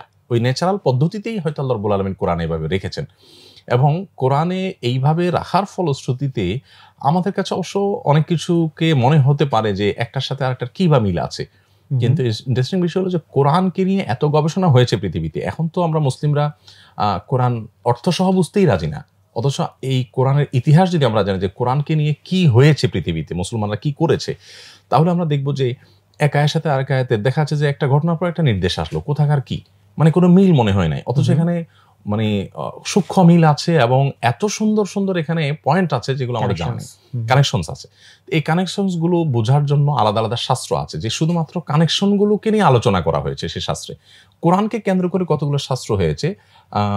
বোধহয় 750 হিজরির একজন বড় পণ্ডিত ছিলেন, কোরআন বিশেষজ্ঞ ছিলেন, ইমাম জারকাশী রহমতুল্লাহ আলাইহ। উনি বলেছেন যে 47টা শাস্ত্র শুধুমাত্র কোরআনকে কেন্দ্র করে গড়ে উঠেছে। শাস্ত্র মানে বই না। এক একটা শাস্ত্রের আবার হাজার হাজার পৃষ্ঠার বড় বড় বই আছে, 15 ভলিউম, 20 ভলিউম, 100 ভলিউমের বইও আছে। ঠিক একইভাবে ইমাম সুয়ুতী রহমতুল্লাহ তিনি বলেছেন 80টা শাস্ত্রের কথা তিনি বলেছেন, 80টা শাস্ত্রের কথা বলেছেন। আবার কোরআনকে কেন্দ্র করে যে ব্যাখ্যা গ্রন্থগুলো গড়ে উঠেছে, এর মধ্যে একটা ব্যাখ্যা গ্রন্থ খুব প্রসিদ্ধ, আমরা মানে মাদ্রাসার সকল স্টুডেন্টরাই জানি, ইমাম তাবারী রহমতুল্লাহ তাফসিরে তাবারী খুব বিখ্যাত। ইমাম তাবারী রহমতুল্লাহ তার স্টুডেন্টদেরকে একবার বলেছিলেন যে আচ্ছা 30,000 পৃষ্ঠা বিশিষ্ট একটা কোরআনের ব্যাখ্যা গ্রন্থ যদি আমি লিখি কেমন হবে। তখন ছাত্ররা বলল যে 30,000 পৃষ্ঠাকে একটা মানুষ লিখতে পারে, একটা বই শেষ করতে পারে, তো জীবনে শেষ হয়ে যাবে। তো পড়বে কে? তো আশ্চর্যের বিষয় তিনি লিখেছেন তাফসিরে তাবারী, তিনি ইমাম তাবারী রহমতুল্লাহ একটা গ্রন্থ লিখেছেন এবং 30,000 পৃষ্ঠা বিশিষ্ট। এবং শুধু তাই নয়, ইমাম ইউসুফ আল কাজওয়ানী রহমতুল্লাহ তার হাদায়েক যাতুল বাহজাহ নামে একটা কিতাব আছে 300 ভলিউমের কোরআনকে কেন্দ্র করে, এবং শুধুমাত্র সুলাইমান সাল্লাল্লাহু সাল্লামকে একটা আয়াতকে কেন্দ্র করে, একটা আয়াতের অংশ বিশেষকে কেন্দ্র করে 1 ভলিউম পুরা তাফসির লিখেছেন। আচ্ছা, এখন কোরআনকে কেন্দ্র করে যে এতগুলো শাস্ত্র আছে, এতগুলো আপনার গ্রন্থ আছে, এত গবেষণা আছে, আমরা তো কোরআনের অর্থ পর্যন্তও যেতে রাজি না, আর আরো ডেপথে যাবো এটা তো অনেক পরের কথা। তো আমার মনে হয় যে কোরআনে কারিমের এই যে আপনি যেটা বললেন বাহ্যিকভাবে অসামঞ্জস্যতা আমরা দেখতে পাই, এই সামঞ্জস্য খোঁজবার জন্য প্রথমত এটা ন্যাচারাল, এইভাবে আল্লাহ তাআলা মানুষকে শেখান। আর দ্বিতীয়ত হলো যে এটার সূক্ষ্ম সামঞ্জস্য যেটা, সেই সূক্ষ্ম সামঞ্জস্যতা নিয়ে বহু গবেষণা আছে, বহু শাস্ত্র আছে, সেগুলো অধ্যয়ন করলে আমাদের কাছে জিনিসটা আরো ক্লিয়ার হবে। তো ওই জায়গা থেকেই এই প্রশ্নটা আমি আসলে আসতাম, তো ভালো হয়েছে যে আপনি প্রসঙ্গটা নিয়ে আসছেন। যে মানে ধরেন যে এরকম একটা সিচুয়েশন যে একজন মানুষ যে কোরআন সম্পর্কে জানে না, এমন দেশে সে গড়ে উঠেছে, ইসলামিক কালচার জানে না, তো কোরআনের সে নাম শুনলো, নাম শুনে জিজ্ঞেস করলো যে ভাই কোরআন কি, তো বললো এটা একটা বই যে আল্লাহ তাআলা পাঠাইছেন, সৃষ্টিকর্তা পাঠাইছেন। তো উনি জিজ্ঞেস করলো যে ভাই এটা কিসের বই, যেটা আপনি বলছেন যে এর ভিতরে অনেক রকম শাস্ত্র আছে, বাট এই কোশ্চেনটা যদি আপনাকে করা হয়, কারণ সব ধরনের শাস্ত্র হয়তো আমরা সবাই ঘাটাঘাটি করার সুযোগ পাইনি, বাট আপনার দৃষ্টিতে যেমন এইটুকু খুব ক্লিয়ার, কোরআন একটা বুক অফ ইন্সপিরেশন, এটা আপনার এতক্ষণের বক্তব্য থেকে ক্লিয়ার, বাট এর বাইরে যদি আপনাকে জিজ্ঞেস করা হয় যে ভাই কোরআন কিসের বই, এই প্রশ্ন আপনাকে করতে থাকলো, ভাই বলেন না কিসের বই, কি কি জিনিস আপনার মাথায় আসে, কোরআন কিসের বই? দেখুন, কোরআনের পরিচয় যদি আপনি জানতে চান, তো সেটা কিন্তু কোরআনে বহু জায়গায় দেওয়া আছে। কোরআন নিজেই বলছে যে কোরআনটা কি, কোরআন কোত্থেকে আসছে, তার ঠিকানা কি। তো আল্লাহ সুবহানাহু ওয়া তাআলা বলেছেন যে ইন্নাহু লাকুরআনুন কারীম, নিশ্চয়ই এটি সম্মানিত কোরআন। প্রসঙ্গত বলি, কোরআন শব্দটা মানে এটা কিরাআহ মূল ধাতু, মানে পাঠ্য, সেখান থেকে নিশ্চয়ই এটি সম্মানিত পাঠ্য মহাগ্রন্থ, যেটি ফি কিতাবে মাকনুন, অদৃশ্য কিতাবে, দৃশ্য জগতের বাইরে সেটি লিপিবদ্ধ আছে। অন্য আয়াতে আল্লাহ বলেছেন যে ফি লাওহে মাহফুজ, এটি মানে সংরক্ষিত ইয়েতে, কাঠে বা আপনার বোর্ডে লেখা আছে। তো এই যে লৌহে মাহফুজ বলা হচ্ছে, কিতাব মাকনুন বলা হচ্ছে, এখান থেকে আল্লাহ সুবহানাহু ওয়া তাআলা যেটি বোঝাতে চাচ্ছেন সেটা হচ্ছে এই কোরআনটা আল্লাহ তাআলার কালাম, আল্লাহর আদেশ নিষেধ, আল্লাহর বর্ণনা, আল্লাহর কথামালা, সেটা সংরক্ষিত আছে লৌহে মাহফুজে, সেটা আল্লাহ রাব্বুল আলামিনের ঊর্ধ্ব জগতে সংরক্ষিত। সেটাই বিভিন্ন সময়ে সময়ে আল্লাহ তাআলা জিবরিলের মাধ্যমে আমাদের নবীর কাছে পাঠিয়েছেন। সেটার মানে প্রিন্টেড কপি বলি আমরা, বা যেভাবে বলি, সেই ভার্সনটা আমাদের কাছে আছে। তার মানে এই কোরআনের মূল কপিটা আল্লাহ তাআলার কাছে, এটা আল্লাহ তাআলার কাছ থেকে এসেছে। এবং এই কোরআনের পরিচয় কোরআনের বিভিন্ন জায়গায় আল্লাহ তাআলা বলেছেন, এবং কোরআনের নামে আল্লাহ শপথ করেছেন, কফ ওয়াল কোরআনিল মাজিদ, সম্মানিত কোরআনের শপথ। এভাবে গোটা কোরআনে কিন্তু বিভিন্ন জায়গায় কোরআনের পরিচয় উল্লেখ করেছেন। তো এর মধ্যে দুইটা পরিচয় আমরা উল্লেখ করলাম, যে এটি কিতাব মাকনুনে আছে, এটি লোহে মাহফুজে আছে, মানে আল্লাহ তাআলার কাছ থেকে আসা একটা মহাগ্রন্থ। এটা কোনো মানুষের রচনা নয়। আল্লাহ সুবহানাহু ওয়া তাআলা কোরআনে কিন্তু একাধিক জায়গায় চ্যালেঞ্জ করেছেন মানুষ যারা অবিশ্বাসী তাদের কাছে, যে যদি কোরআন কোনো মানুষের রচনা হতো তাহলে সেক্ষেত্রে এটাতে তোমরা নানা বৈপরীত্য দেখতে পেতে, অথচ এখানে কোনো বৈপরীত্য নেই।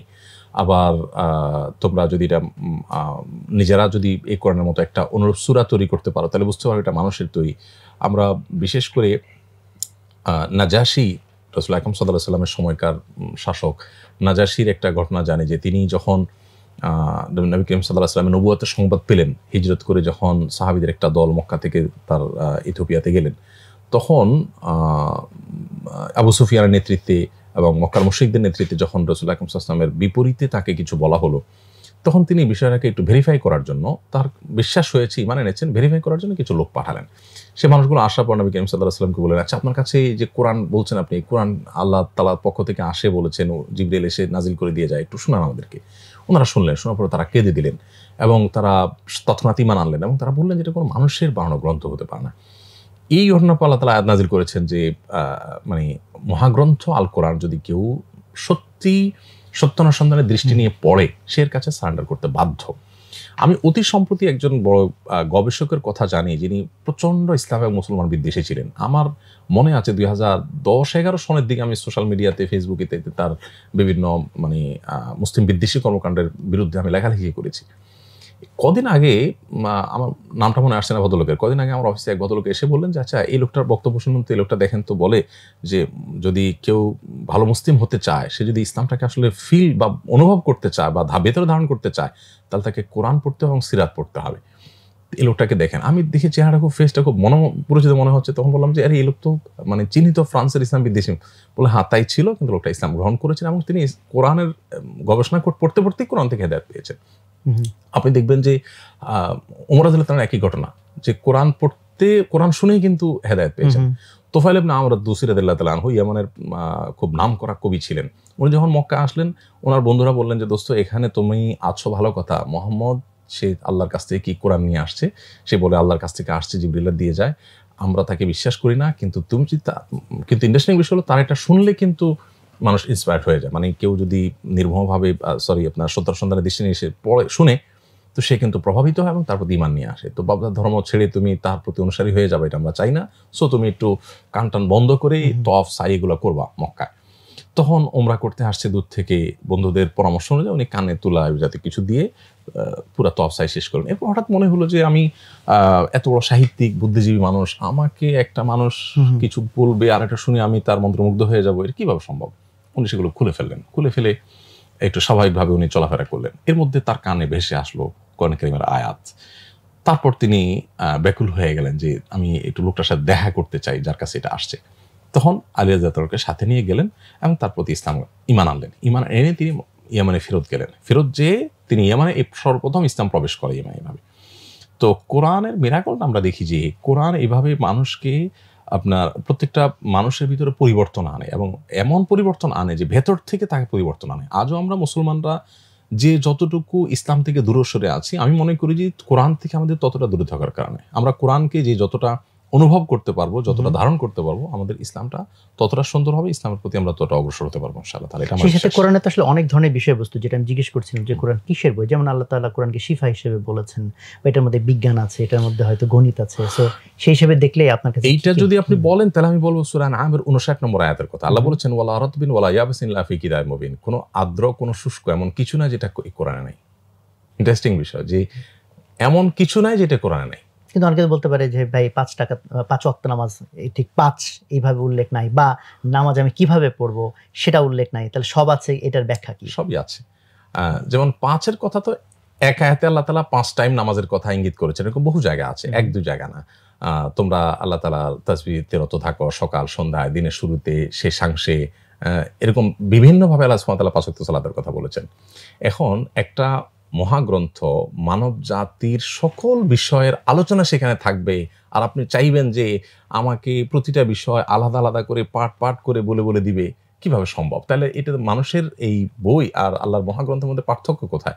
যে মহাগ্রন্থ আল কোরআনে আল্লাহ তাআলা শুরুতেই বলে দিচ্ছেন লা রাইবা ফি, এখানে কোনো সন্দেহের কিছু নেই। আবার আল্লাহ বলছেন ওয়ালা রাতবিন ওয়ালা ইয়াবিসিন লা ফি কিতাবিন মুবিন, শুষ্ক আর্দ্র এমন কিছু নাই যে এই সুস্পষ্ট কোরআনে নাই।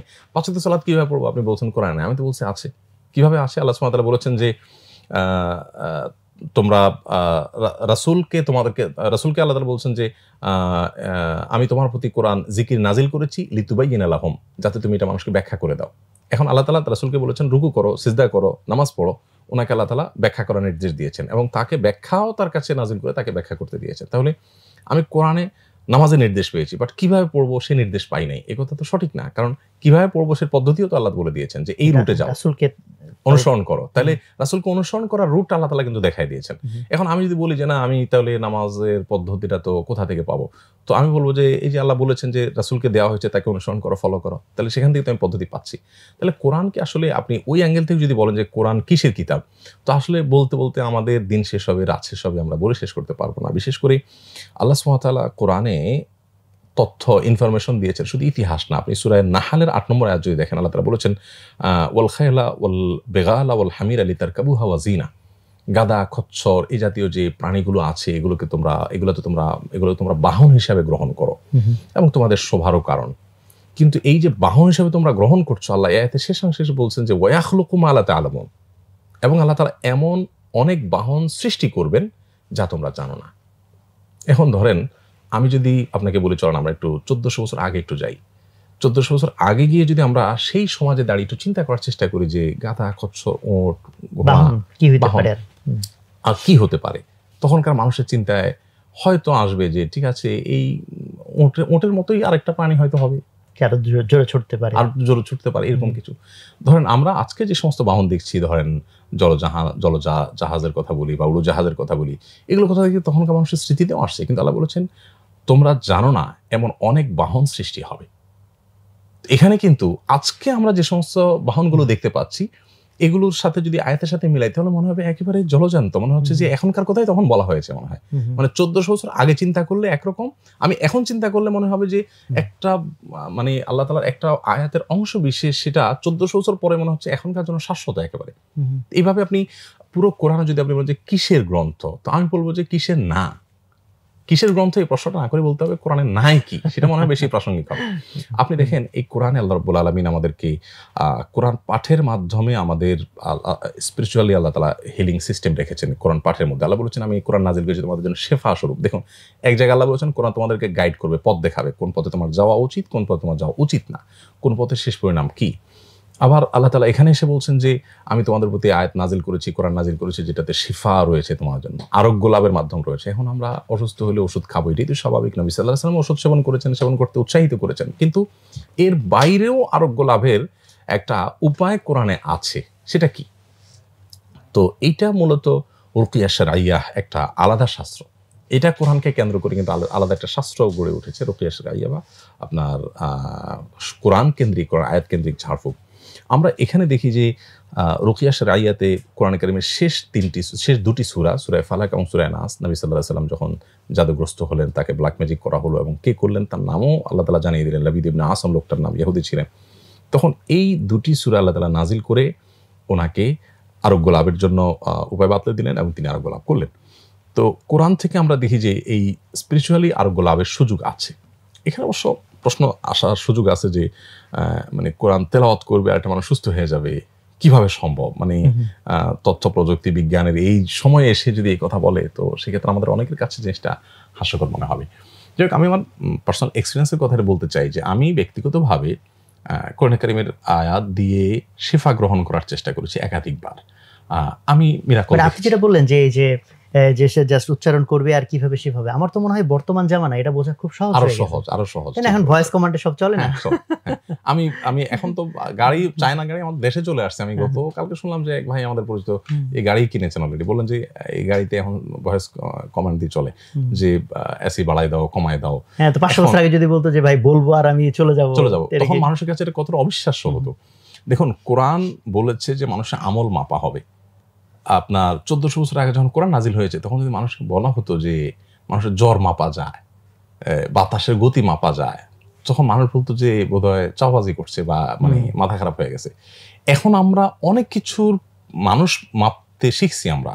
তাহলে আমাদের স্রষ্টা জিনিস সৃষ্টি যদি এই পারে, তাহলে স্রষ্টার জন্য অসম্ভব বলতে কিছুই না। এবং কোরআনের অনেক জিনিস এখন বরং বোঝা অনেক সহজ হয় আমাদের জন্য। আর যেগুলো বুঝে আসছে না এখনো, এগুলো ডেফিনেটলি আমরা বুঝবো। বাট এইখানেই তো হচ্ছে যে ধরেন যারা কোরআন নিয়ে অনেক ক্রিটিসিজম করে, যে যারা মোস্টলি যে কয়টা ধারা থেকে নাস্তিকতার দিকে যায়, তার তো একটা অন্যতম হচ্ছে যে ভাই কোরআনের ভিতরে এই ভুল আছে, সেই ভুল আছে। তো এই জিনিসটাকে তাহলে আপনি কিভাবে দেখেন, যারা বলে যে কোরআনের ভিতরে এই বিজ্ঞানসম্মত হয় নাই, বা এটা তো ভাই জাস্টিফাইড হইলো না, যুক্তিসঙ্গত হইল না? দেখুন, প্রথমত হলো যে বিজ্ঞান তো একটা ধারণা। আপনি বিজ্ঞানের ছাত্র, আমি তো বিজ্ঞানের ছাত্র না। আমি যতটুকু জানি বিজ্ঞান তো ধারণা, একটা ধারণা এখন আছে, একটা ধারণা পরিবর্তন হতে পারে। কিন্তু কোরআন তো কোনো ধারণা মানে ধারণা প্রসূত জিনিস না। শুরুতেই বলা আছে লা রাইবা ফীহি, এখানে সন্দেহের কোনো অবকাশই নেই, এটা চূড়ান্ত সত্য। তো কোরআনের কোনো বিষয় যদি আমাদের কাছে মনে হয় যে বিজ্ঞানসম্মত না, তাহলে হয়তো আমাদের ধারণাটা সঠিক না, আমাদের ধারণাটা তো একসময় পরিবর্তন হবে। আমার এখানে একটা ঘটনা মনে পড়ে, আজ থেকে প্রায় বছর 10 আগে আমার সোশ্যাল মিডিয়াতে এক ফেসবুক বন্ধু ছিল, তার আইডির নাম ছিল অন্ধ পৃথিবী, এবং আমার ওই আইডিটা রিঅ্যাক্টিভ হয়ে গেছে বা নষ্ট হয়ে গেছে আইডিটা। তো অন্ধ পৃথিবী নামে এই আইডি থেকে আমার সাথে বিভিন্ন সময় তার কথা হতো। ভদ্রলোককে আমি জানি না, বাকি আইডির নাম এটা। উনি আমাকে একবার বললেন, ভাই আপনি তো অনেক ইসলামিক কথা বলেন, আমি আপনাকে একটা প্রশ্ন করতে চাই। কোরআনে তো অনেক তথ্য আছে ভুল ভাল, এগুলা বিজ্ঞান প্রমাণ করেছে এগুলা একেবারে ভিত্তিহীন। তো আপনি কি আমাকে এইগুলোর সত্যতা প্রমাণ করতে পারবেন? তাই আমি বললাম যে কীরকম? বলো যে একটা আমি আপনাকে বলবো, আপনি আমাকে সেটা যদি প্রমাণ করে দিতে পারেন যে আমি ভুলে আছি, আমি আপনার কথা মেনে নেব, ঈমান আনবো, আর না হলে আপনি আমার দলে আসবেন। আমি চিন্তা করলাম কঠিন চ্যালেঞ্জ, আমার এত বেশি ধারণাও নাই, কিন্তু ভদ্রলোক চ্যালেঞ্জ করে বসছে, কি বুঝে আমি বললাম যে ঠিক আছে বলে তার সাথে আমি বাহাসে লেগে গেলাম অনলাইনেই।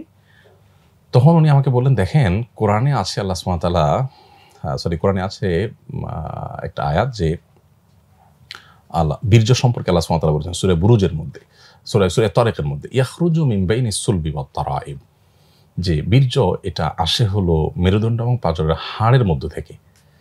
তো মেরুদণ্ড এবং পাঁজরের হাড়ের মধ্য থেকে বীর্য আসে আল্লাহ বললেন, আপনার কোরআন বলছে, অথচ বিজ্ঞান এখন প্রমাণ করেছে যে অন্ডকোষ থেকে এটি নির্গত হয়। তো এটা এখন প্রমাণিত সত্য, মানে এটা অস্বীকার করা আর মানে দিনকে দিন অস্বীকার করার মতো, এটা প্রমাণ হয়ে গেছে অলরেডি। তো ওখানে যে কোরআন যেটা বলেছে যে আপনার মেরুদণ্ড এবং পাঁজরের হাড্ডি থেকে আসে, ওখানে আসলে বীর্যের কিছুই নেই, অর্থাৎ ওখান থেকে বীর্য আসার মতো কোনো আপনার কোনো সুযোগই নেই। তো কোরআন এই যে একটা তথ্য দিল, অথচ বিজ্ঞান প্রমাণ করেছে যে এটা অন্য জায়গা থেকে আসে। তো এটা আপনি আমাকে প্রমাণ করেন এই কোরআনের এই তথ্য সঠিক। তো আমি প্রথমত বেঁচে রেখে গেলাম, কারণ আমি তো সায়েন্সের ছাত্র না যে অন্ডকোষ থেকে আসে, অথচ কোরআন বলছে পাঁজর এবং আপনার মেরুদণ্ডের হাড্ডি থেকে। পরে আমি একটু আয়াতটা আবার পড়া শুরু করলাম। এতদিন পড়ছি এমনিতেই, কিন্তু এখন ওই ভদ্রলোকের প্রশ্নের প্রেক্ষিতে একটু পড়া শুরু করলাম, আবার একটু বারবার পড়ছি। হঠাৎ করে আমার কাছে মানে মনে হলো যে আরে এখানে তো আল্লাহ তাআলা ফি শব্দ ব্যবহার করেন নাই, মধ্যে এটা বোঝানোর জন্য আরবিতে দুটি শব্দ আছে, একটা ফি আর একটা হলো আপনার বাইনা। বাইনা হয় দুটি বস্তুর মধ্যবর্তী জায়গা বোঝাবার জন্য। যেমন আমি বলতে পারি বাইনি ও বাইনাক, আমার এবং আপনার মধ্যে, তার মানে এই মাঝখানের জায়গাটা। আর যদি আমি বলি ফি, তাহলে সেক্ষেত্রে একটা বস্তুর মধ্যে হতে পারে, আপনার মধ্যে, আমার মধ্যে। আমি বলতে পারি ফি ঢাকা, মানে ঢাকার মধ্যে। আমি যদি বলি ফি ঢাকা বাইনা ঢাকা ওয়া চিটাগাং, তাহলে তার মানে হবে কুমিল্লা বা ফেনী। এখন আল্লাহ সুবহানাহু ওয়া তাআলা বলেছেন যে ইয়াখরুজু মিন বাইনিস সুলবি ওয়াত তারাইব, এটা মেরুদণ্ডের হাড় এবং পাঁজরের হাড়ের মাঝামাঝি জায়গা থেকে আসে। এখানে বাইনা শব্দ ব্যবহার করা হয়েছে। বাইনা মানে মাঝামাঝি, কোনো একটা বস্তু না, আল্লাহ এখানে দুইটা বস্তু বলেছেন, দুটো বস্তুর মাঝামাঝি জায়গা থেকে আসে। তো আমি ভদ্রলোকের পরে প্রশ্ন করলাম, ভাই অন্ডকোষটার অবস্থান আপনি যদি মেরুদণ্ডের হাড় এবং পাঁজরের হাড় সাথে তুলনা করেন, তখন কি মাঝামাঝি হয় না? এই আয়াতই তো বরং আপনার প্রমাণ করছে যে অন্ডকোষ থেকে বিজ্ঞান আজকে যে আবিষ্কার করছে বীর্য আসছে, সেই বীর্যের জায়গাটা যে এটা, কোরআন তো সেটা বলেই রেখেছে 1450 বছর আগে। বাকি আমি নিজেও তো অ্যাঙ্গেল থেকে চিন্তা করি না, এই অর্থ চিন্তা করি না। আপনি বলার পর চিন্তা করলাম, করে দেখলাম যে আমার কাছে আমার তো পরিষ্কার হয়ে গেল। এখন তো আমার ইমান তো আপনি বাড়াই দিলেন ভাই।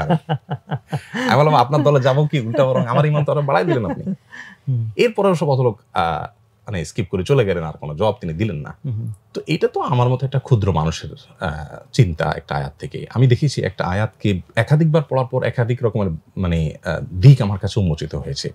তো কোরআনটা যে একটা মিরাকল, এই মিরাকলের একটা বড় দিক হলো যে আপনি যত পড়তে থাকবেন, যত গভীরে ঢোকার চেষ্টা করবেন, আপনি তত গভীরে যেতে পারবেন।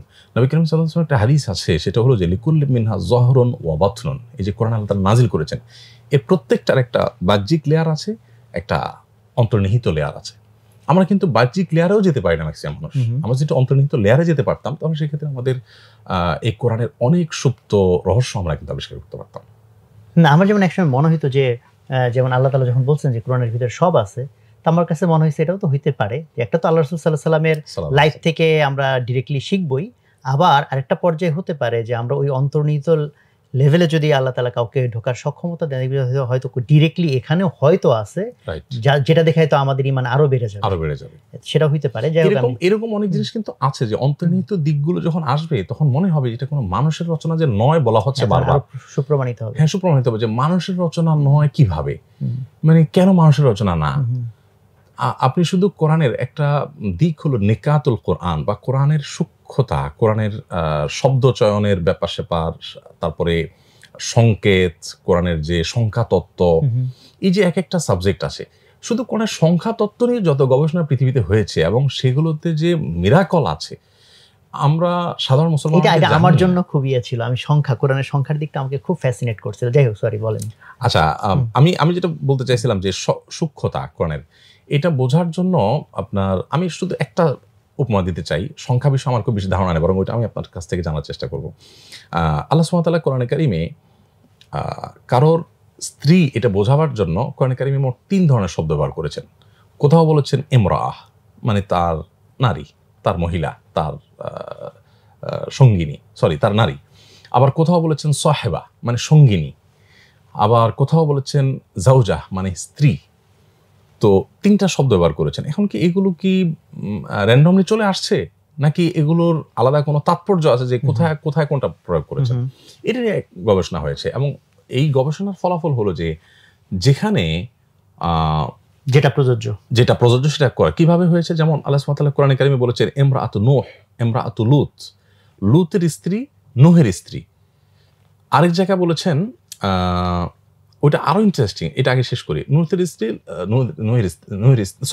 স্ত্রী না, মহিলা, নূহের মহিলা এবং লূতের মহিলা, এবং লূত এবং নূহের স্ত্রী হলে তো আল্লাহ তাআলা বলতেন যাওজাতু নূহ, নূহের স্ত্রী, তা না বলে আল্লাহ তাআলা তার নারী কেন বললেন? তো আমরা অন্যান্য জায়গায় ঘেঁটে দেখি যে পুরো কোরআনে মোট 4-5 জায়গায় আল্লাহ সুবহানাহু ওয়া তাআলা এই শব্দ ব্যবহার করেছেন, অমুকের নারী। যেখানে এটা বলেছেন সেখানে আমরা দেখেছি যে এখানে স্বামী স্ত্রীর সাথে একটা বোঝাপড়া বিরাট গরমিল আছে। অর্থাৎ একজন ইমানদার আর একজন ইমান নাই, দুজনের গন্তব্য দুই রকম। জাস্ট তারা একসঙ্গে থাকছেন, কিন্তু আসলে স্ত্রী এবং স্বামী হওয়ার জন্য আরবি এখানে একটু বলতে হয়, আরবিতে জাওজ জাওজা শব্দকে আমরা যে স্ত্রী বলি, আসলে স্ত্রীতে ওটা স্ত্রী বা স্বামী দিয়ে ওটা অর্থটা আসলে কাভার হয় না। আমরা স্বামী বললে এটা মালিক মালিক এটা ভাব আসে, স্ত্রীর ক্ষেত্রে তার বিপরীত। কিন্তু কোরআন যে বলছে জাওজ জাওজা, এখানে সঙ্গী সঙ্গিনী, এখানে মানে আরো ইয়ে করলে বলতে হয় জাওজ শব্দ অর্থ হলো জোড়া, মানে জোড়ার পার্ট হলে হয় কি, স্ত্রী ছাড়া স্বামী অপূর্ণাঙ্গ, আবার স্বামী ছাড়া স্ত্রী অপূর্ণাঙ্গ, মানে পূর্ণতা পেতে হলো একে অন্যের পরিপূরক টাইপ। তো এই যে ব্যাপার, যখন বিশ্বাসের ক্ষেত্রে দুজনে কেবলা দুই রকম থাকে, একজন বিশ্বাসী একজন অবিশ্বাসী, অথবা কোনো বিষয়ে যখন মনোমালিন্য থাকে, মানে মনে মিল থাকে না, তখন আল্লাহ তাআলা ইমরা শব্দ ব্যবহার করেছেন। কারণ আসলে এখানে একটা ভিন্ন নারীর মতোই অনেকটা একসাথে থাকছে, জাস্ট একজন মহিলা। আর যখনই তাদের উভয়ের মধ্যে মনের মিলটা থাকে, তখন আল্লাহ সুবহানাহু ওয়া তাআলা জাওজ শব্দ ব্যবহার করেছেন, জাওজা শব্দ ব্যবহার করেছেন। আমরা দেখি এক্ষেত্রে জাকারিয়ার সাথে স্ত্রীর যতদিন বাচ্চা হয় নাই, ইন্টারেস্টিং একটা বিষয় এই আয়াতটা, বাচ্চা যতদিন হয় নাই ততদিন আল্লাহ তাআলা বলেছেন যে তিনি বলেছেন ফেরেশতারা যখন আসছে, আয়েশা বলছে যে আপনাকে সন্তান হওয়ার সুসংবাদ দিয়েছি, তিনি বলছেন যে ওয়াকানাত ইমরাতি আখিরা, আমার এখানে ইমরা মানে নারী, আমার মহিলাটা তো বন্ধা। এই যে আমার মহিলাটা বন্ধা বললেন কেন, উনি বলতে পারলেন না যে আমার স্ত্রী বন্ধা? আমার মহিলা শব্দ আল্লাহ কেন উল্লেখ করেছেন? ইন্টারেস্টিং বিষয় হলো, এই নবীর ব্যাপারে যখন সন্তান পেয়ে গেলেন, তখন আল্লাহ তাআলা আয়াত নাযিল করার সময় তখন আর মহিলা বলেন না, তখন একই মহিলার ক্ষেত্রে জাওজা বলছেন যে ফাস্তাজাবনা লাহু ওয়া ওয়াহাবনা লাহু ইয়াহইয়া ওয়া আসলাহনা লাহু যাওজা, আমি তার স্ত্রীকে সংশোধন করে দিয়েছি। এখানে সে স্ত্রী বললেন, আগে বললেন নারী। পার্থক্য এটি কি? তো মুফাসসিরগণ, তাফসীর বিশেষজ্ঞগণ বলেছেন যে যতদিন বাচ্চা না হয়েছে ততদিন স্বামী স্ত্রী হিসেবে তাদের মধ্যে একটা বোঝাপড়ার গরমিল ছিল। বাচ্চা হচ্ছে না, বন্ধা, সন্তান চায় স্বামী হিসাবে, স্ত্রীর হচ্ছে না। তো এই যে একটা গরমিল ছিল, একটু দূরত্ব বা স্বামী স্ত্রী সুলভ যে আপনার দূরত্ব থাকতে পারে, যতটুকু গ্রহণযোগ্যতার লেভেল নবী শানেও যেটা যায়, স্বামী স্ত্রী সব মানে হিসাবে যতটুকু হতে পারে, এতটুকুর ভিত্তিতে ইমরা শব্দ ব্যবহার করেছেন। আর যখনই সন্তান হয়ে গেছে তখন এমন একটা হৃদয়পূর্ণ সম্পর্ক তৈরি হয়েছে যে এখন জাওজা বলেছেন।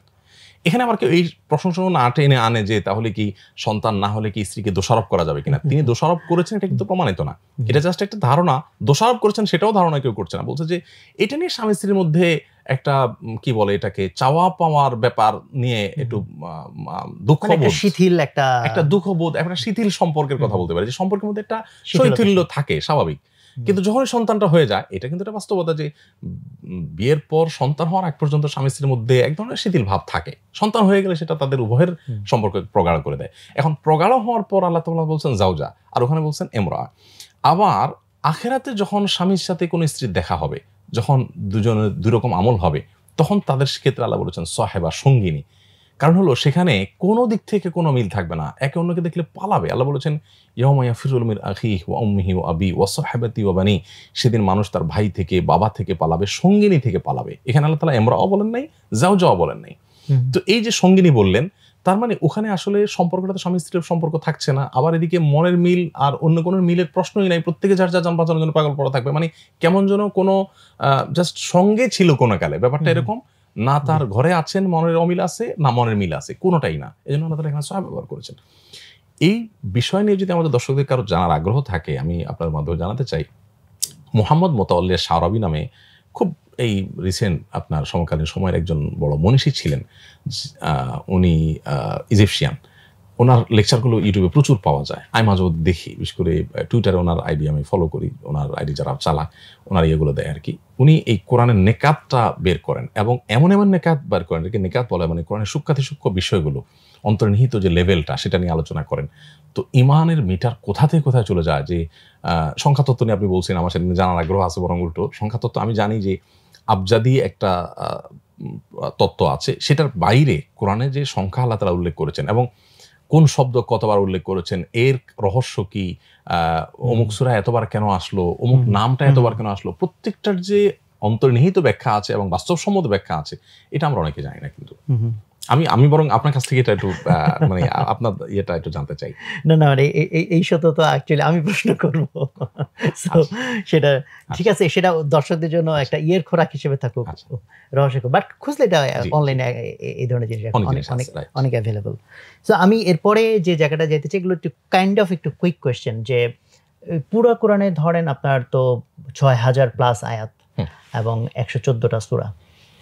তো আপনার ক্ষেত্রে এরকম যদি বলা হয় যে ফেভারিটের লিস্ট করা হয় সূরার দিক থেকে, যে কোন সূরা আপনাকে অনেক বেশি তিলাওয়াত করার দিক থেকে হোক অথবা আন্ডারস্ট্যান্ডিং এর দিক থেকে হোক, এবং বা স্পেসিফিক কিছু আয়াত যেগুলো আপনার খুব ফেভারিট, এরকম কয়েকটা যদি দর্শকদের সাথে একটু শেয়ার করেন।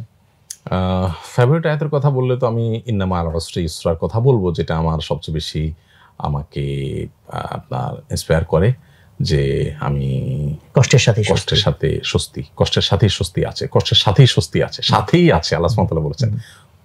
ইন্টারেস্টিং কষ্টের পরে বলেন না আল্লাহ তাআলা, ইন্না মা'আল উসরি বলেছেন, কষ্টের সাথে স্বস্তি আছে। দেখুন কোরআনের যে শব্দ চয়ন, অবাক করা বিষয়। আল্লাহ বলেছেন এক জায়গায় যে তাআওয়ানু আলাল বিররি ওয়াত তাকওয়া, তোমরা কল্যাণ এবং তাকওয়ার কাজে সহযোগিতা করো। আল্লাহ এখানে বলতে পারতেন তাআওয়ানু আলাল বাররি ওয়াল মুত্তাকি, তোমরা যারা ভালো কাজ করে তাদের সহযোগী হও। আল্লাহ ভালো কাজ করে ওই ব্যক্তির সহযোগিতা না বলে কর্মের সহযোগিতা বলেছেন। তার মানে কি, আপনার সাথে আমার অনেক দিক থেকে ভিন্ন মত আছে, কিন্তু আপনি একটা ভালো কাজ করছেন, আমি জানি কাজটা ভালো, তখন আল্লাহ নির্দেশ অনুযায়ী আপনার সাথে ভিন্ন মত থাকা সত্ত্বেও আপনার ভালো কাজটা আমার সাপোর্ট করতে হবে। আবার যখন আল্লাহ বলতেন যে ভালো মানুষের সহযোগী হয়, তাহলে আমার দৃষ্টিতে আপনি তো ভালো মানুষ না, সো আমি আপনার সহায়তা করবো না ভালো কাজেরও।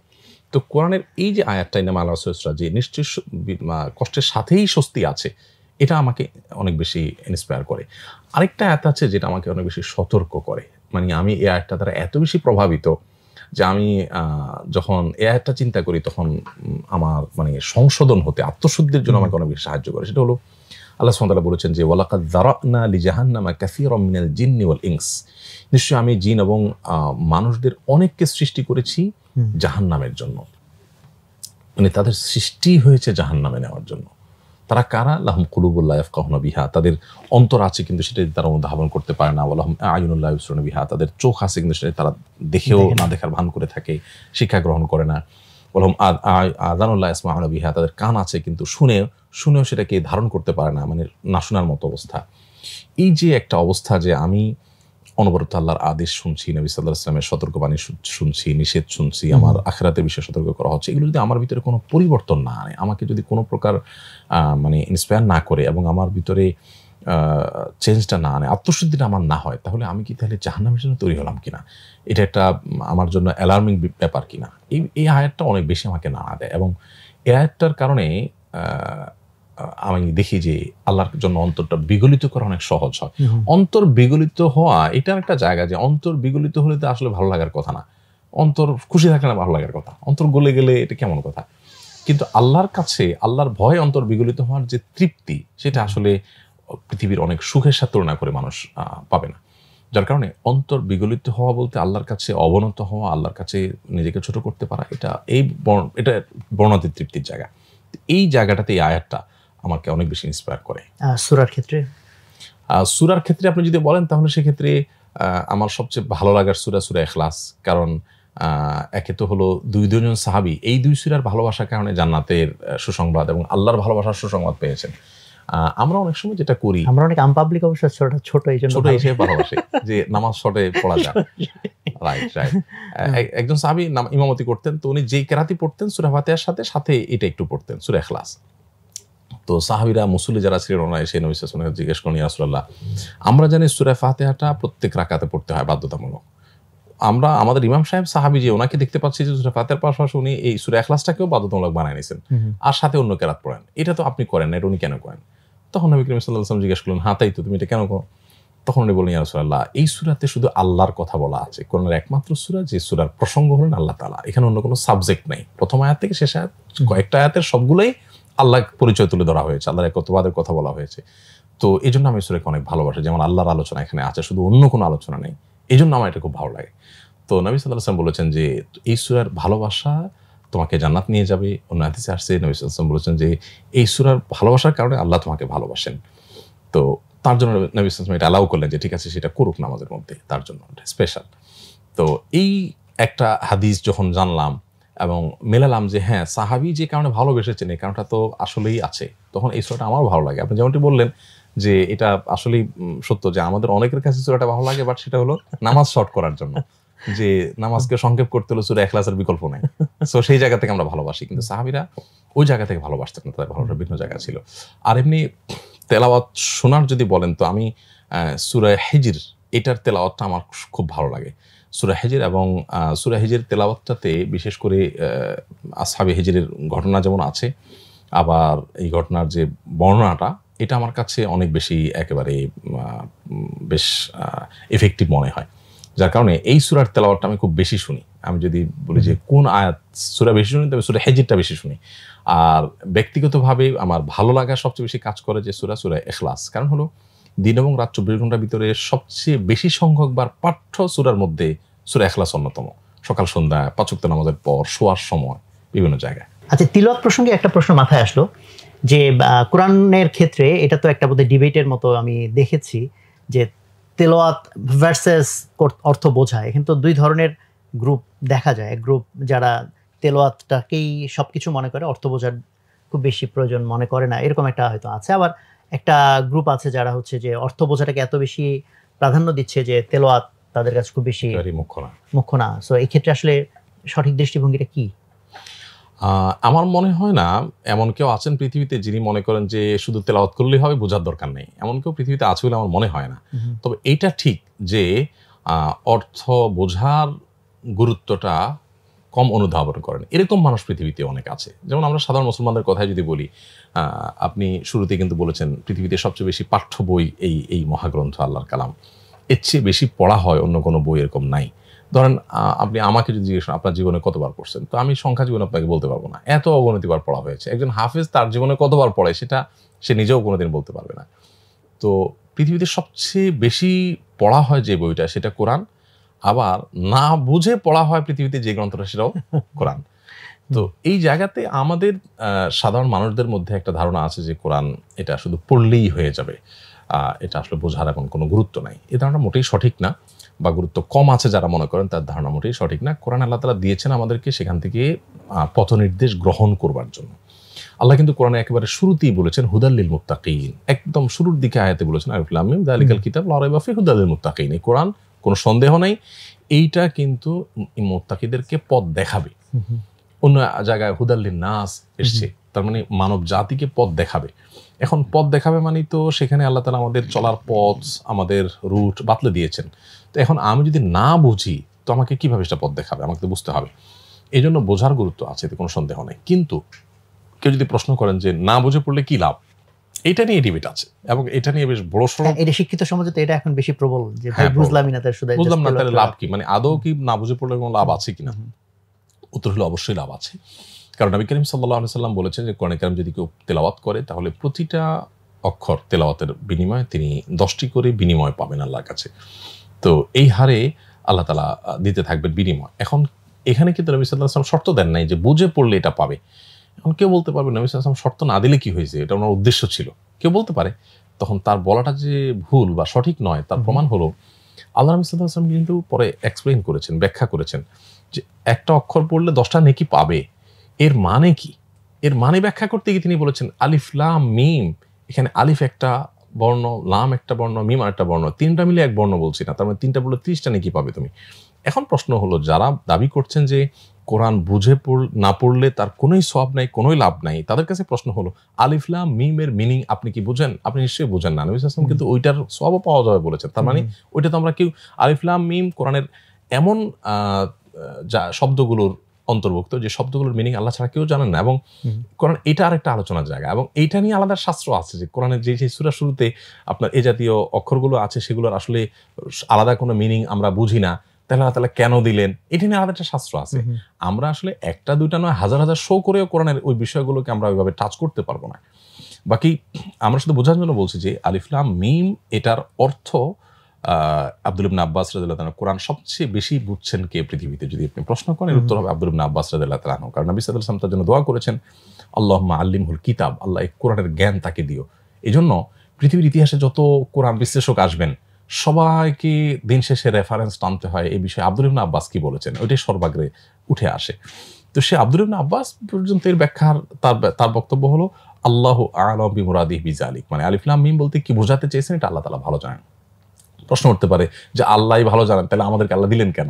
এটা নিয়ে আরেক লম্বা চড়া আলোচনা হবে, আমি ওই জায়গায় যাচ্ছি না। আলিফ লাম মিম এখান থেকে নবী সাল্লাল্লাহু আলাইহি ওয়াসাল্লাম বলছেন যে সওয়াব পাওয়া যাবে, তাহলে বোঝা গেল কোরআন কারীমের তেলাওয়াত যদি কেউ না বুঝেও পড়ে তিনি ডেফিনেটলি সওয়াব পাবেন। তবে কোরআনে কারীম শুধুমাত্র সওয়াব আহরণের মেশিন হিসেবে আসেনি, যেটা শুধু আমাকে আল্লাহ তাআলা সওয়াব আহরণ করার জন্য দিয়েছেন, যে ঠিক আছে সওয়াব তুমি অ্যাকাউন্ট ভরে ফেলো। এখান থেকে আল্লাহ তাআলা আমাদেরকে গাইড নেওয়ার জন্য, উপদেশ গ্রহণ করার জন্য বলেছেন। কোরআনে কারীমে যে আয়াতগুলো সবচেয়ে বেশি সংখ্যকবার রিপিট হয়েছে এর মধ্যে আমার ধারণা মতে দ্বিতীয় হবে একটা আয়াত ওয়ালাকাদ ইয়াসসারনা লিযিকরি ফাহাল মিন মুদ্দাকির, আরেকটা আছে ফাওয়াইলুল লিল মুকাজ্জিবিন, আর সবচেয়ে বেশি রিপিট হয়েছে ফাবি আইয়ি আলাই রাব্বিকুমা তুকাজ্জিবান, সবচেয়ে বেশি সংখ্যকবার রিপিট হয়েছে কোরআনে। তো আল্লাহ বারবার করে বলছেন ওয়ালাকাদ ইয়াসসারনাল কুরআনা লিযিকরি ফাহাল মিন মুদ্দাকির, উপদেশ গ্রহণ করবার জন্য আমি কোরআনকে সহজ করে দিয়েছি। আছে কি কেউ উপদেশ গ্রহণ করকারী?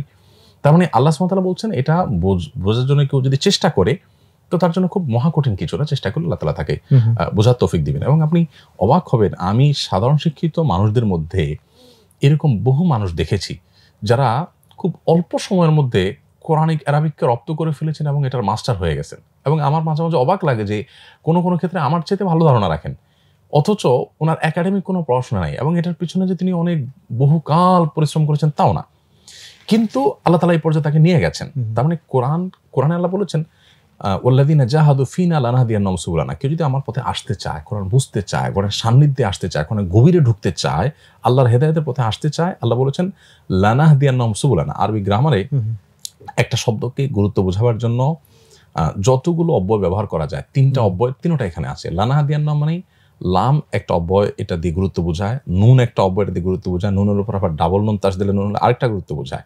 লানাহদিয়ান্নাহুম সুবুলানা বাংলা অনুবাদ করলে এভাবে অনুবাদ হতে পারে, অবশ্যই অবশ্যই অবশ্যই আমি তাকে পথ দেখাবো, একটা পথ না, সাবিলের বহুবচন সুবুল, বহু পথ।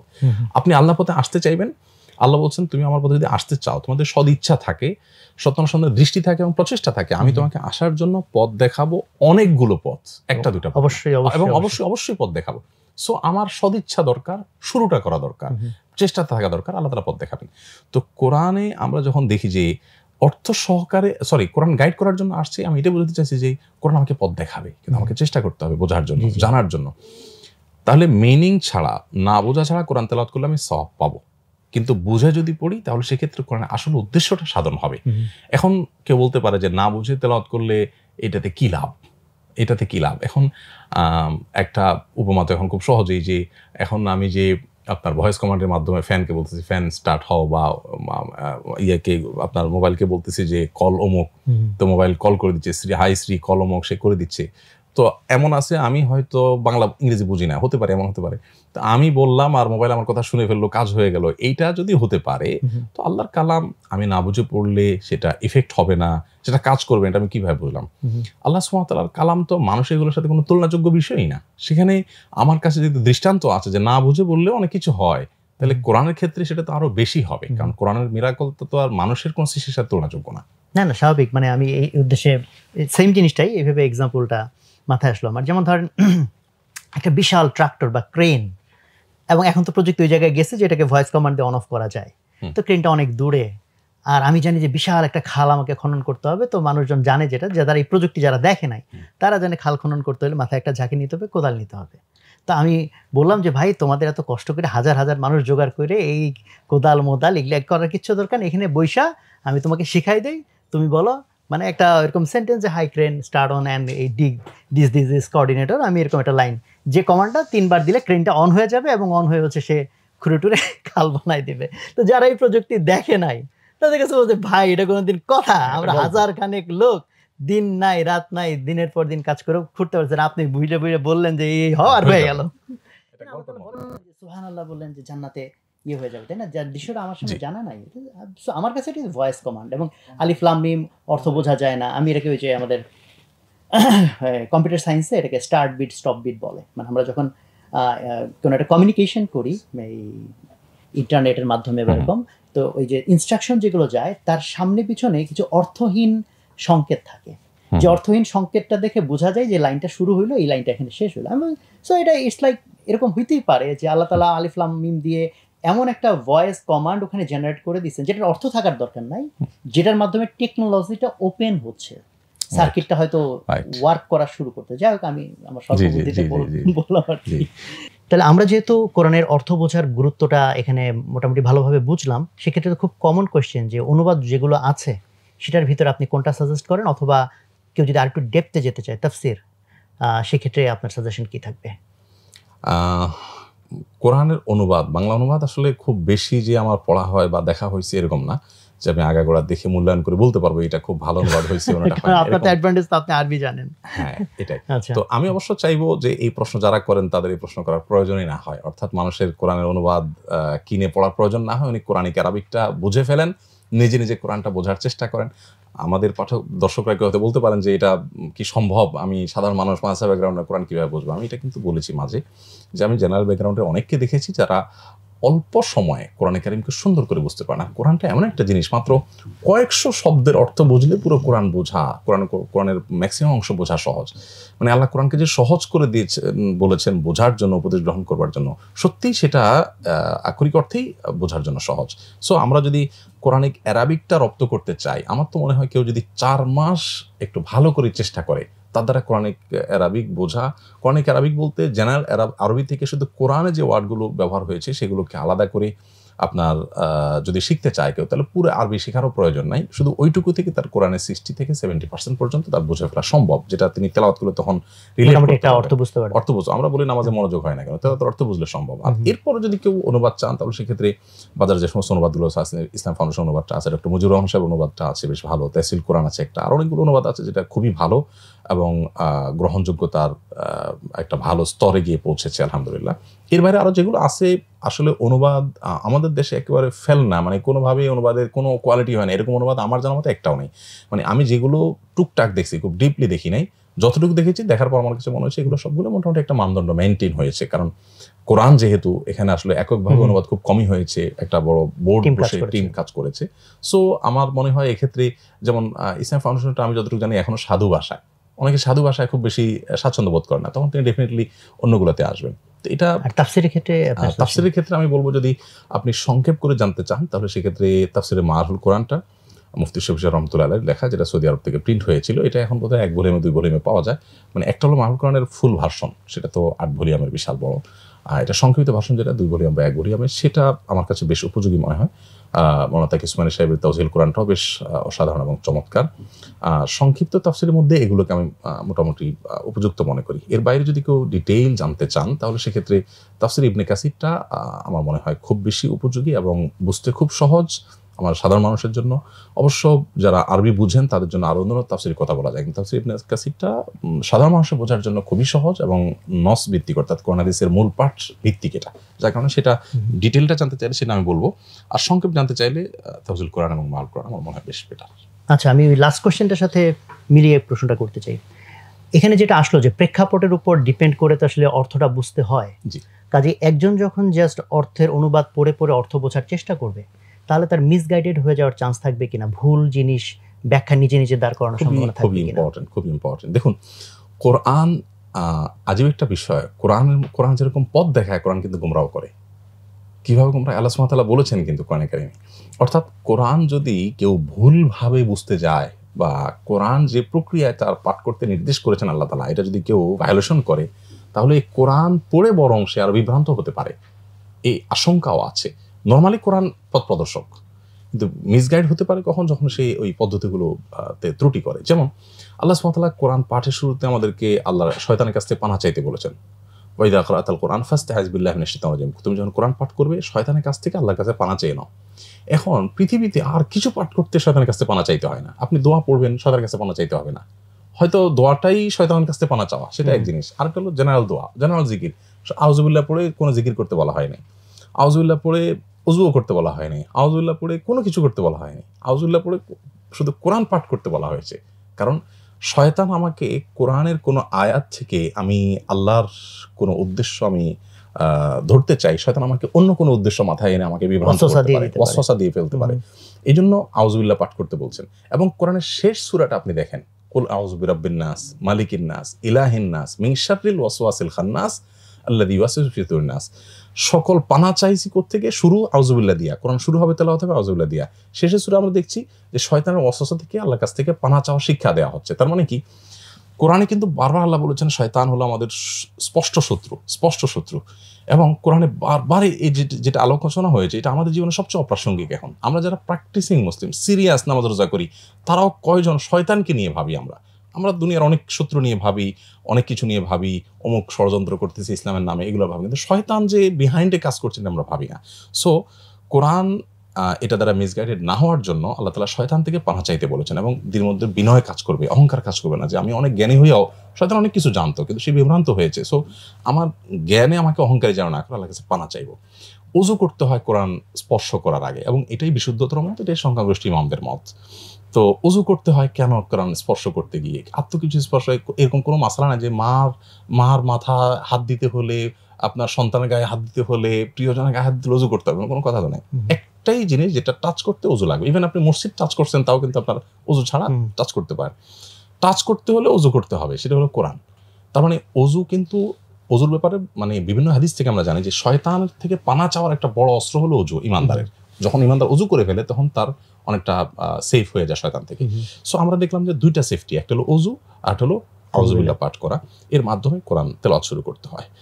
এরপর 3 নম্বরে হলো যে কোরআন আল্লাহ রাব্বুল আলামিন নাজিল করেছেন নবীর উপরে, এবং নবীকে দায়িত্ব দিয়েছেন লিতুবাইয়িনা ইলাইহিম মা নুজিলা ইলাইহিম, যে কোরআন নাজিল করা হয়েছে এটা যাতে মানুষের কাছে আপনি ব্যাখ্যা করে দিতে পারেন, এটা আপনাকে এজন্য পাঠানো হয়েছে। সো কোরআন বোঝার জন্য নবী সাল্লাল্লাহু আলাইহি ওয়াসাল্লামের হাদিসের প্রয়োজন হবে। কেউ যদি হাদিসকে অস্বীকার করে কোরআন সে নিজে নিজে বুঝতে চেষ্টা করে, তাহলে সে বিভ্রান্ত হবে নিশ্চিত। কারণ কোরআনে আল্লাহ সালাত আদায় করতে বলেছেন। এখন সালাত আদায়ের অনেকগুলো মিনিং আছে।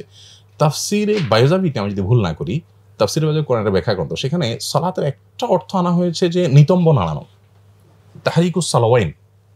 এখন আসেন, মানে এটা বোঝার জন্য বলা যে একটা মূল ধাতু থেকে কত নেগেটিভ এবং কত বিপরীতমুখী অর্থ হতে পারে। সো এই অর্থটা বোঝার জন্য নবী সাল্লাল্লাহু আলাইহি ওয়াসাল্লামের হাদিসের সাহায্য নিতে হবে। এবং সেই সাথে আমরা যারা সাধারণ মানুষ, কোনো না কোনো ভালো প্রাজ্ঞ আলেম, এক বা একাধিক আলেমের তত্ত্বাবধানে থেকে আমরা কোরআন যদি স্টাডি করি, তাহলে সেক্ষেত্রে বিভ্রান্তির হাত থেকে আমাদের বাঁচাটা সহজ হবে। আর যদি আমি নিজে নিজে সবকিছু বুঝে ফেলবো মনে করি, এই গ্রন্থের মানে বৈশিষ্ট্যই তো এই যে এটা আপনি একা একা আসলে কুলকিনারা করতে পারবেন না, আপনাকে হেল্প নিতে হবে। সো একজন সাধারণ মানুষ হিসেবে আমরা অবশ্যই কোনো না কোনো দক্ষ পণ্ডিত, এক বা একাধিক আলেমের শরণাপন্ন হব, তাদের সহযোগিতা নিব। এবং সোহবতের ব্যাপারটা এখানে চলে আসে।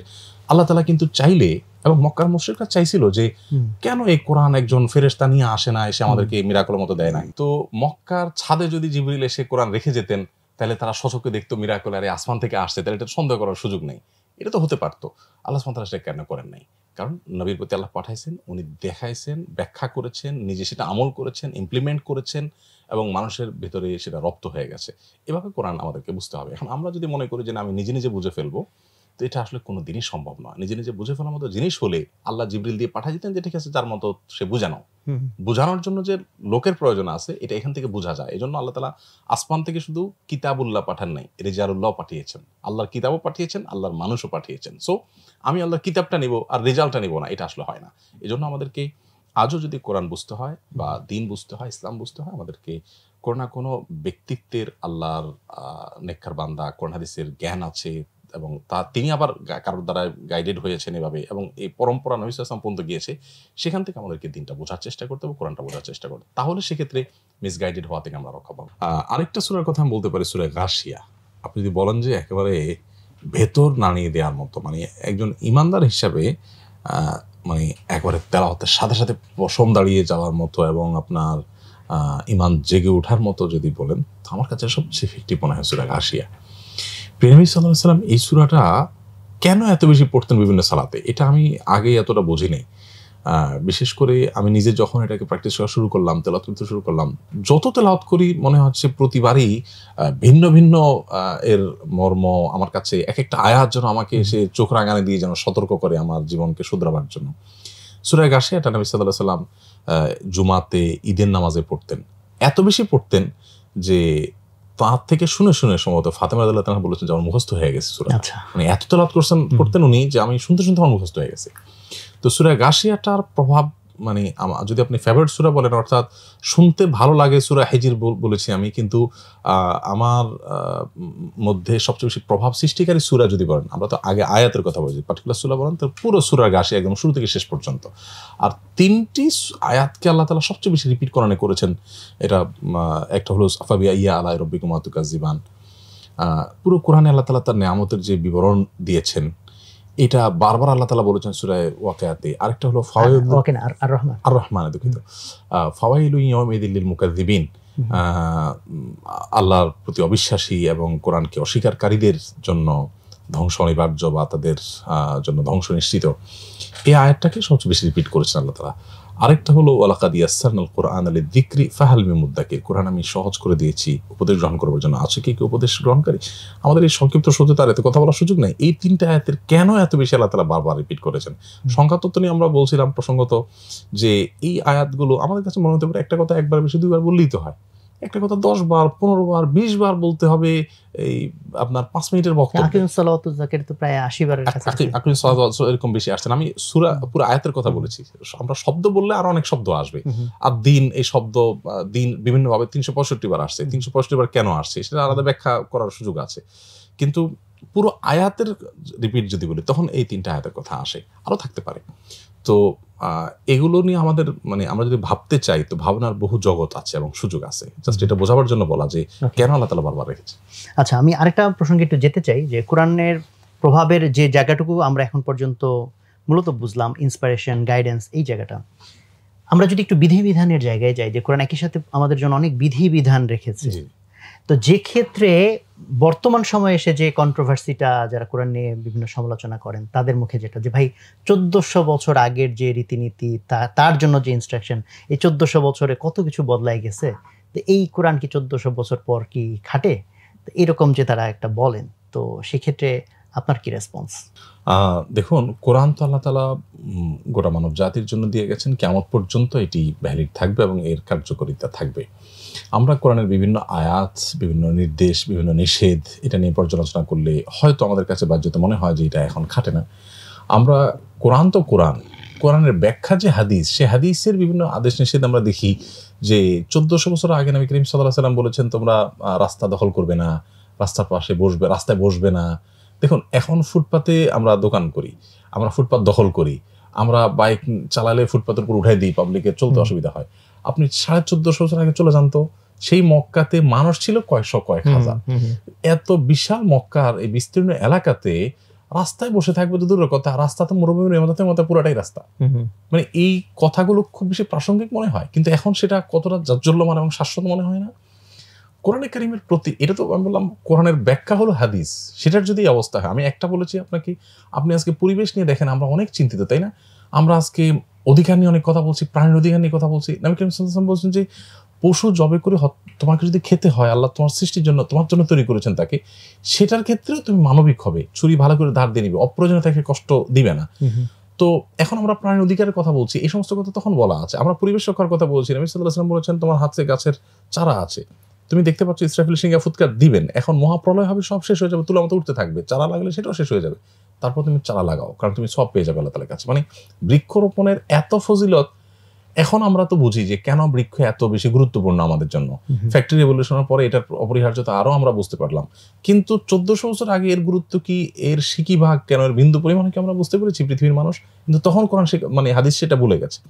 এভাবে তো আমরা ব্যাখ্যা করতে যাই, একটা একটা করতে হাজারো ব্যাখ্যা দেখানো যাবে। কোরআনের প্রতিটা বিধানই আমাদের জন্য শাশ্বত এবং সর্বযুগের জন্য প্রযোজ্য। কোনোটি আমাদের কাছে মনে হতে পারে যে এটা বোধহয় এখন খাটে না, এই বিষয়টা, এই মনে হওয়াটা কিরকম, আমি একটু একটা উপমা দিতে চাই। ধরেন আপনি কোন একটা কোম্পানির মালিক, আমি আপনার কোম্পানির একজন সামান্য ড্রাইভার। আপনি আমাকে অর্ডার করলেন যে এই ডিভাইসটা অমুক জায়গায় দিয়ে আসো, আমি দিয়ে আসছি। আবার কালকে আপনি একই কথা বললেন, নিয়ে আসো, দিয়ে আসো, নিয়ে আসো, দিয়ে আসো। আমি আমার সহকর্মীদের বলতেছিল ওটা মনে মাথায় সমস্যাই আছে, কি জানে এই একই জিনিস ওখানে দিয়ে আসুন, রেখে আসলে কি হয়। মানে আমি যদি আপনি অ্যাজ এ মালিক আপনার প্রত্যেকটা কাজের রহস্য যদি আমি বুঝতে চাই, তাহলে এটা কখনো গ্রহণযোগ্য হবে না যে আমি একজন সামান্য ড্রাইভার হয়ে আমার মালিকের প্রত্যেকটা আদেশ নিষেধের রহস্য তো আমি উদ্ঘাটন করে ফেলবো। এটা তো আসলে মানে বাস্তব সম্ভব না।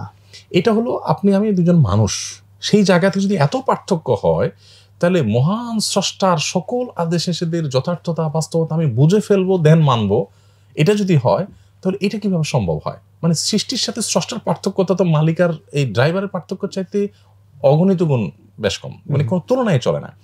শুধু তাই নয়, আমি যদি এই কথাকে আল্লামা ইকবাল বলেছেন একটা চমৎকার কবিতার মাধ্যমে, বলেছেন জো সমাজ মে আ গই ও ফির খোদা কিউ কর হুয়া, যাকে আমি বুঝেই ফেললাম সে আবার আল্লাহ হলো কেমনে? জি জি, আমি এত সহজ হলো কিভাবে? আর একটা বিষয় হলো যে আমি আমার সৃষ্টির জায়গা থেকে আমি যদি সবকিছুকে বুঝে বুঝে তারপরে মানবো বলি, তাহলে তো আমি কি আল্লাহর গোলাম না আমার বুঝের গোলাম? মানে আমি কি আসলে বুঝের উপরে মানলাম, আমি বুঝের উপরে মানলাম, তাহলে এই বিষয়টা আরেক প্রশ্ন এসে দাঁড়ায় যে আমি আমার নিজেকে যদি খোদা মনে করি নাউজুবিল্লাহ, তাহলে আমার যা বুঝে আসবে সেটাই করবো, এটাই আমার কাছে মূল মানদণ্ড যে আমার বুঝে আসলো কি আসলো না। তো দিন শেষে তো আমি বুঝেরই দাসত্ব করলাম, আল্লাহ দাসত্ব করলাম না। তো এই জন্য আসলে ইমানদারের আল্লাহ তাআলার কাছে নিজেকে সারেন্ডার করার সুবিধা হলো যে তার বুঝে আসুক আর না আসুক। দেখুন আমরা এরকম 50টা এক্সাম্পল দিতে পারবো, আমাদের হাতে সময় নাই, যে কোরআন 1400 বছর আগে যেটা বলেছে 1400 বছরের আগের মানুষরা এটা চিন্তাও করেন কিভাবে সম্ভব, কিন্তু এখন আমাদের কাছে সম্ভব। আল্লাহ বান্দার সমস্ত কাজ হাজির করবেন। আরে কাজ আবার হাজির করবে কিভাবে? এখন ভিডিও ধারণ করতে পারি, আমরা অডিও ধারণ করতে পারি, কতভাবে কাজ হাজির করা যায়। কিন্তু 1400 বছর আগে মানুষ এটা কিছুই বুঝে না, কিন্তু ঈমান এনেছেন, কিন্তু এখন আমরা বুঝলাম। তো আমাদের কাছে কোনো কিছু মনে হতে পারে যে বাহ্যিকভাবে এটা বোধ হয় খাটে না, একটা সময় বুঝে আসবে। দেখুন জেনার শাস্তি, বিবাহিত নারী পুরুষ জেনা করলে তার শাস্তি ইসলামী দণ্ডবিধিতে মৃত্যুদণ্ড অত্যন্ত মর্মান্তিকভাবে। প্রশ্ন হতে পারে যে একটা মানুষ দুজন খুশি মনে করেছে, অন্যায় করেছে বুঝলাম, কিন্তু কারো ক্ষতি তো করে নাই, তাতে কি? দেখুন মানব সভ্যতাই এই মানুষের টিকে থাকার যে প্রক্রিয়া বৈবাহিক একটা ব্যবস্থার মধ্য দিয়ে থাকে, এটাই বিলুপ্ত হয়ে যেতে পারে যদি ওই টেন্ডেন্সিটা, বিবাহ বহির্ভূত সম্পর্কের টেন্ডেন্সিটা যদি প্রতিষ্ঠিত হয়ে যায়। আজ আপনি পশ্চিমা পৃথিবীর কথা বলেন, আপনি পূর্বের পৃথিবীর কথা বলেন, আপনি চায়না, ইতালি, সমস্ত দেশগুলো স্ট্রাগল করছে, তাদের যে প্রজন্ম এটা গ্যাপ তৈরি হয়ে যাচ্ছে, মানুষ জন্মের হার বাড়াতে পারছে না। আমি বহু জায়গায় নিজে গিয়ে জিজ্ঞেস করেছি মানুষকে, ভাই বাচ্চা কাচ্চা কয়জন, এখানে আগে কি ছিল এখন কি ছিল? সব জায়গায় একই কথা, ভাই সরকার প্রণোদনা দিচ্ছে বাচ্চা নাও, কিন্তু বাচ্চা হচ্ছে না। কেন হচ্ছে না? কেন হচ্ছে না তার যদি 10টা কারণ আপনি খুঁজে বার করেন, ভিতরে একটা কারণ এটাও যে বিবাহ বহির্ভূত সম্পর্ককে যখন খুব বেশি অ্যাপ্রিসিয়েট করা হয় কোনো সমাজে, তখন বিবাহের প্রয়োজন অনুভব করে না, মানুষ সন্তান নিতে চায় না, আরো নানা কারণ আছে। তো কেন ইসলাম বিবাহ বহির্ভূত সম্পর্ককে এত সিরিয়াসলি দেখেছে যে একটা বড় টর্নেডো, তো বড় ঝড় ঘূর্ণিঝড়ে একটা দেশ শেষ হয়ে যেতে পারে, লক্ষ কোটি মানুষ শেষ হয়ে যেতে পারে, কিন্তু সেটা ওভারকাম হওয়ার রাস্তা আছে। কিন্তু একটা টেন্ডেন্সি যদি নষ্ট হয়ে যায় তাহলে সেটা ফেরানো সম্ভব না। আমরা ভারতের বোধহয় একটা শুনেছি যে মানে কোনোভাবে যখন ধর্ষণ ঠেকানো যাচ্ছে না, তখন পোশাক নিয়ে কথা উঠেছে যে নারীরা পোশাক ঠিকমতো পড়তে হবে। তো কোরআন সেই কথাটা যেটা বলেছে এটা বুঝতে আমাদের অনেক স্ট্রাগল করতে হয়। এই জন্য ইমানদারের জন্য বোঝাটা খুবই সোজা, আমি তো আমার বুঝের গোলাম না, আমি আল্লাহর গোলাম। আমার কোনো কিছু এখন যদি বুঝে না আসে, তো হয়তো 500 বছর পরের প্রজন্ম বুঝে আসবে, 1000 বছর পরে বুঝে আসবে, বুঝে আসতে বাধ্য। আর যদি নাও আসে, ডেফিনেটলি সেটার কোনো যৌক্তিক কারণ আছে। যেমন আমি দেখালাম যে অনেক কিছু 14 বছর আগে মানুষ বুঝে নাই, তাহলে তাদেরই মানানো উচিত হয় নাই। আমরা যখন বুঝলাম এখনই মানলাম, ব্যাপারটা সেরকম দাঁড়ায়। হ্যাঁ হ্যাঁ, না এটা আসলে মানে যেটা বলেছেন পারফেক্ট, যে আসলে আমাদের নলেজ দ্বারা তো আমরা সবকিছুর ভালো মন্দ যাচাই করতে পারি না। সিম্পল এক্সাম্পল এটাই বলা যায়, যখন কথার কথা রেফ্রিজারেটর যে আবিষ্কার হয়েছে, তো তখন তো আমরা জানি নাই যে এটার সিএফসি গ্যাস ওজোন স্তরে কি ক্ষতি করতে পারে। তখন একজন মানুষ ভাবতেই পারে যে আমি ভাই কার কি ক্ষতি করলাম, সেই ক্ষতির লেয়ার বোঝার মতো জ্ঞান তখন ছিল না, হয়তো পরে আসছে ডেফিনেটলি। আর আরেকটা জায়গা একটু টাচ করতে চাই, সেটা হচ্ছে যে কোরআনের বিভিন্ন আয়াতের ভিতরে আল্লাহ বলছেন কোনো বৈপরীত্য নাই, কিন্তু সাধারণ যারা খুব ক্রিটিক্যালি দেখে তারা বলে যে অনেকগুলো আয়াতই তো বৈপরীত্য, অথবা এটা বলে যে এই একই আয়াতের ব্যাখ্যায় 100 জন 100 রকম দিচ্ছে, 100 জন না হলেও মানে অনেক রকম ব্যাখ্যা এখানে চলে আসতেছে। তো সেই জায়গাটাতে আমরা আসলে কিভাবে এটাকে মানে করতে পারি, সমন্বয় করতে পারি। যেমন ধরেন আমি আমার মোটামুটি অর্থ হয়তো এরকম হবে যে দাওয়াতের ক্ষেত্রে এরকম একটা আয়াত আমি দেখেছি যে কাউকে আমি দাওয়াত দিচ্ছি, সে আমার দাওয়াত রিসিভ করছে না, আল্লাহ বলতেছেন তোমার কাছে দাওয়াত দিয়ে যাও, তুমি দাওয়াত দিয়ে যাও। আবার আবার আছে উল্টা, যে কাউকে আমি দাওয়াত দিচ্ছি, সে দাওয়াত রিসিভ করছে না, তো আল্লাহ বলতেছেন যে না, তার সিল্ড হয়ে গেছে, তুমি তাকে ছেড়ে দাও। এরকম যেমন আরো অনেক এক্সাম্পল বলা যেতে পারে যে দুইটা বিপরীত মুখী আয়াত, তাহলে এটা সমন্বয় তখন দুইজন যেমন দুই রকম ধারণায় চলে যেতে পারে, একজন এই আয়াতকে বেস করে যে ভাই তাহলে তো এটা করা উচিত, আরেকজন বলবে না এটা করা উচিত। এইরকম যে ইয়েগুলো আসে, হ্যাঁ পরিস্থিতিগুলো আসে, মতের অমিলগুলো আসে, এই ক্ষেত্রে আসলে কি করণীয়, বা সেক্ষেত্রে কোরআনকে আসলে কিভাবে অ্যাপ্রোচ করা উচিত, কিভাবে পড়া উচিত? জি, কোরআনে কারিমের মধ্যে যে বাহ্যিক বৈপরীত্য মনে হয়, এটা কিন্তু শুধু কোরআনে না, এটা প্রত্যেকটা মানুষের জীবনেই হয়। আপনি আপনার জীবনে অনেক নির্দেশ করেছেন আপনার এমপ্লয়ীদেরকে, যে নির্দেশ একটার সাথে আরেকটা সাংঘর্ষিক, আমি আপনাকে কয়েক হাজার বের করে দিতে পারবো। স্বাভাবিক, কারণ আপনি একজনকে বলেছেন এক কথা, আরেকজনকে বলেছেন আরেক কথা, ওর হয়তো যেটা দরকার সেটা বলেছেন, আরেকজন আরেকটা দরকার থাকে আরেকটা বলেছেন। এখন আমি যদি বলি যে আপনি এক মুখে কয় কথা বলেন, এটা আমি একটা ছোট চুটকি দিয়ে বলি যে একটা বাচ্চা তার টিচারের কাছে পড়েছে যে 2+2 4 হয়। সে এসে তারা বাবাকে জিজ্ঞেস করছে, আব্বু বলো তো দেখি মানে কত কত প্লাস করলে 4 হয়। তো বাবা বলতেছে কেন, 3 আর 1 4 হয়। তো বাচ্চা বলছে যে আরে হয় নাই, তোমার তো হয় নাই, কত হয় নাই, আমার তো স্যার বলছে 2 2 4 হয়। এখন বাচ্চা 2 2 4 শিখছে, সে 3 1 যে 4 হয় এটা তার জানা ছিল না, তখন তার কাছে কিন্তু এটা সাংঘর্ষিক মনে হয়। কোরআনে কারিমে আল্লাহ রাব্বুল আলামিন আপনি যেমনটি বললেন যে কোথাও আল্লাহ সুবহানাহু ওয়া তাআলা ঈমানদারদেরকে শিথিলতা অবলম্বন করতে বলেছেন, কোথাও কঠোরতা অবলম্বন করতে বলেছেন, কোথাও মধ্যমপন্থা অবলম্বন করতে বলেছেন। এটা নির্ভর করে পরিস্থিতির উপর। প্রত্যেকটা আয়াত নাজিল হওয়ার প্রেক্ষাপট আছে। আমরা যখন প্রেক্ষাপট দেখি, যেমন মক্কি জীবনে আল্লাহ তাআলা কোনো নির্দেশ করলে তার একটা প্রেক্ষাপট থাকে। মাদানী জীবনে যে আয়াতগুলো নাজিল হয়েছে, আমরা কোরআনের সূরার শুরুতে কিন্তু দেখতে পাই যে সূরাটা কি মদিনায় অবতীর্ণ নাকি মক্কা অবতীর্ণ। এই জায়গায় অবতীর্ণ হওয়ার প্রেক্ষাপট, মানে এই জায়গায় অবতীর্ণ হওয়ার তাৎপর্যটা কি যে এটা উল্লেখ করতে হয় আলাদা, এটা হলো সেই জায়গাটা যে আসলে মক্কা অবতীর্ণ হলে তার নির্দেশনার ধরন উদ্দেশ্য একরকম হবে, মদিনা অবতীর্ণ হলে আরেক রকম হবে। আরেকটা বিষয় হলো কোরআনে কারিমে আল্লাহ তাআলা কিন্তু অনেক আয়াত, অনেক সূরা রহিত করেছেন যে এটা একটা পর্যায়ে ছিল এই পরিস্থিতির জন্য, কিন্তু এটা পরবর্তী পরিস্থিতির জন্য আল্লাহ তাআলা এটা দিয়েছেন। এখন কেউ বলতে পারে তাহলে আল্লাহ কি এক্সপেরিমেন্ট চালালেন, যে ঠিক আছে এটা দিলাম না, খাটলো না, তাহলে চেঞ্জ করে দিলাম, এটা কি ডাক্তার এক্সপেরিমেন্ট চালানোর মতো?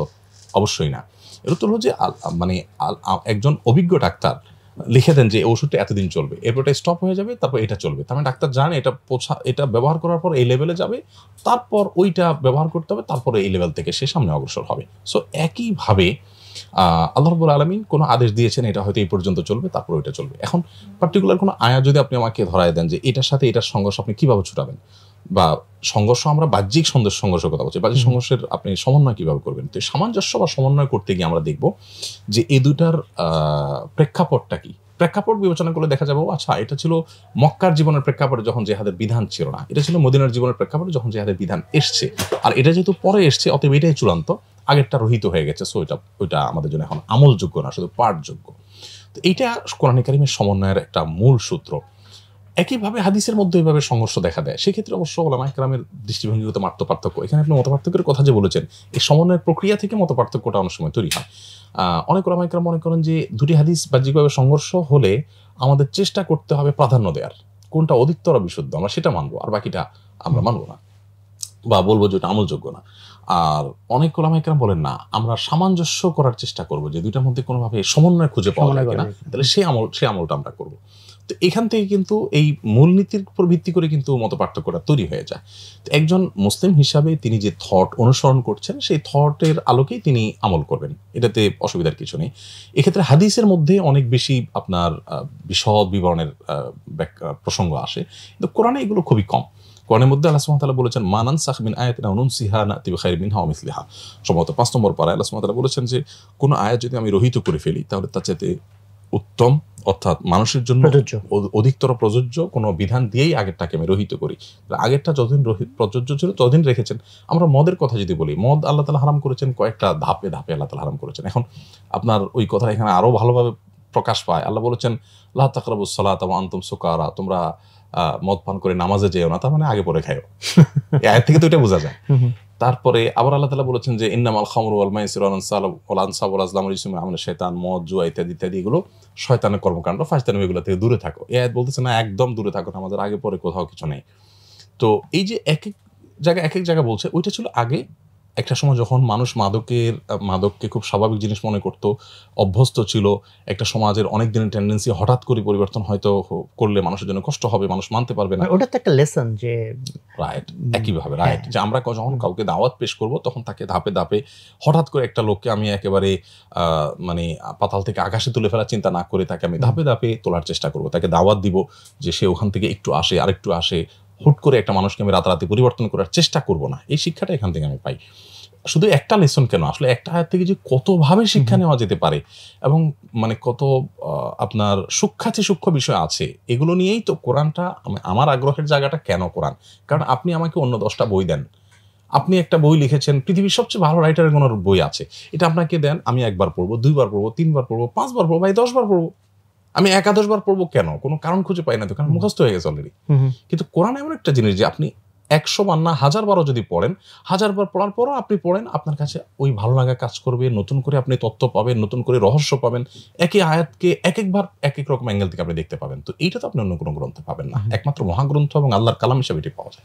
আলহামদুলিল্লাহ, আমরা অনেক মানে কি বলবো, খুবই ইন্টেন্স একটা আলোচনা শুনলাম। আলহামদুলিল্লাহ, আশা করি যে আমাদের দর্শকরা এখান থেকে খুবই বেশি উপকৃত হবে।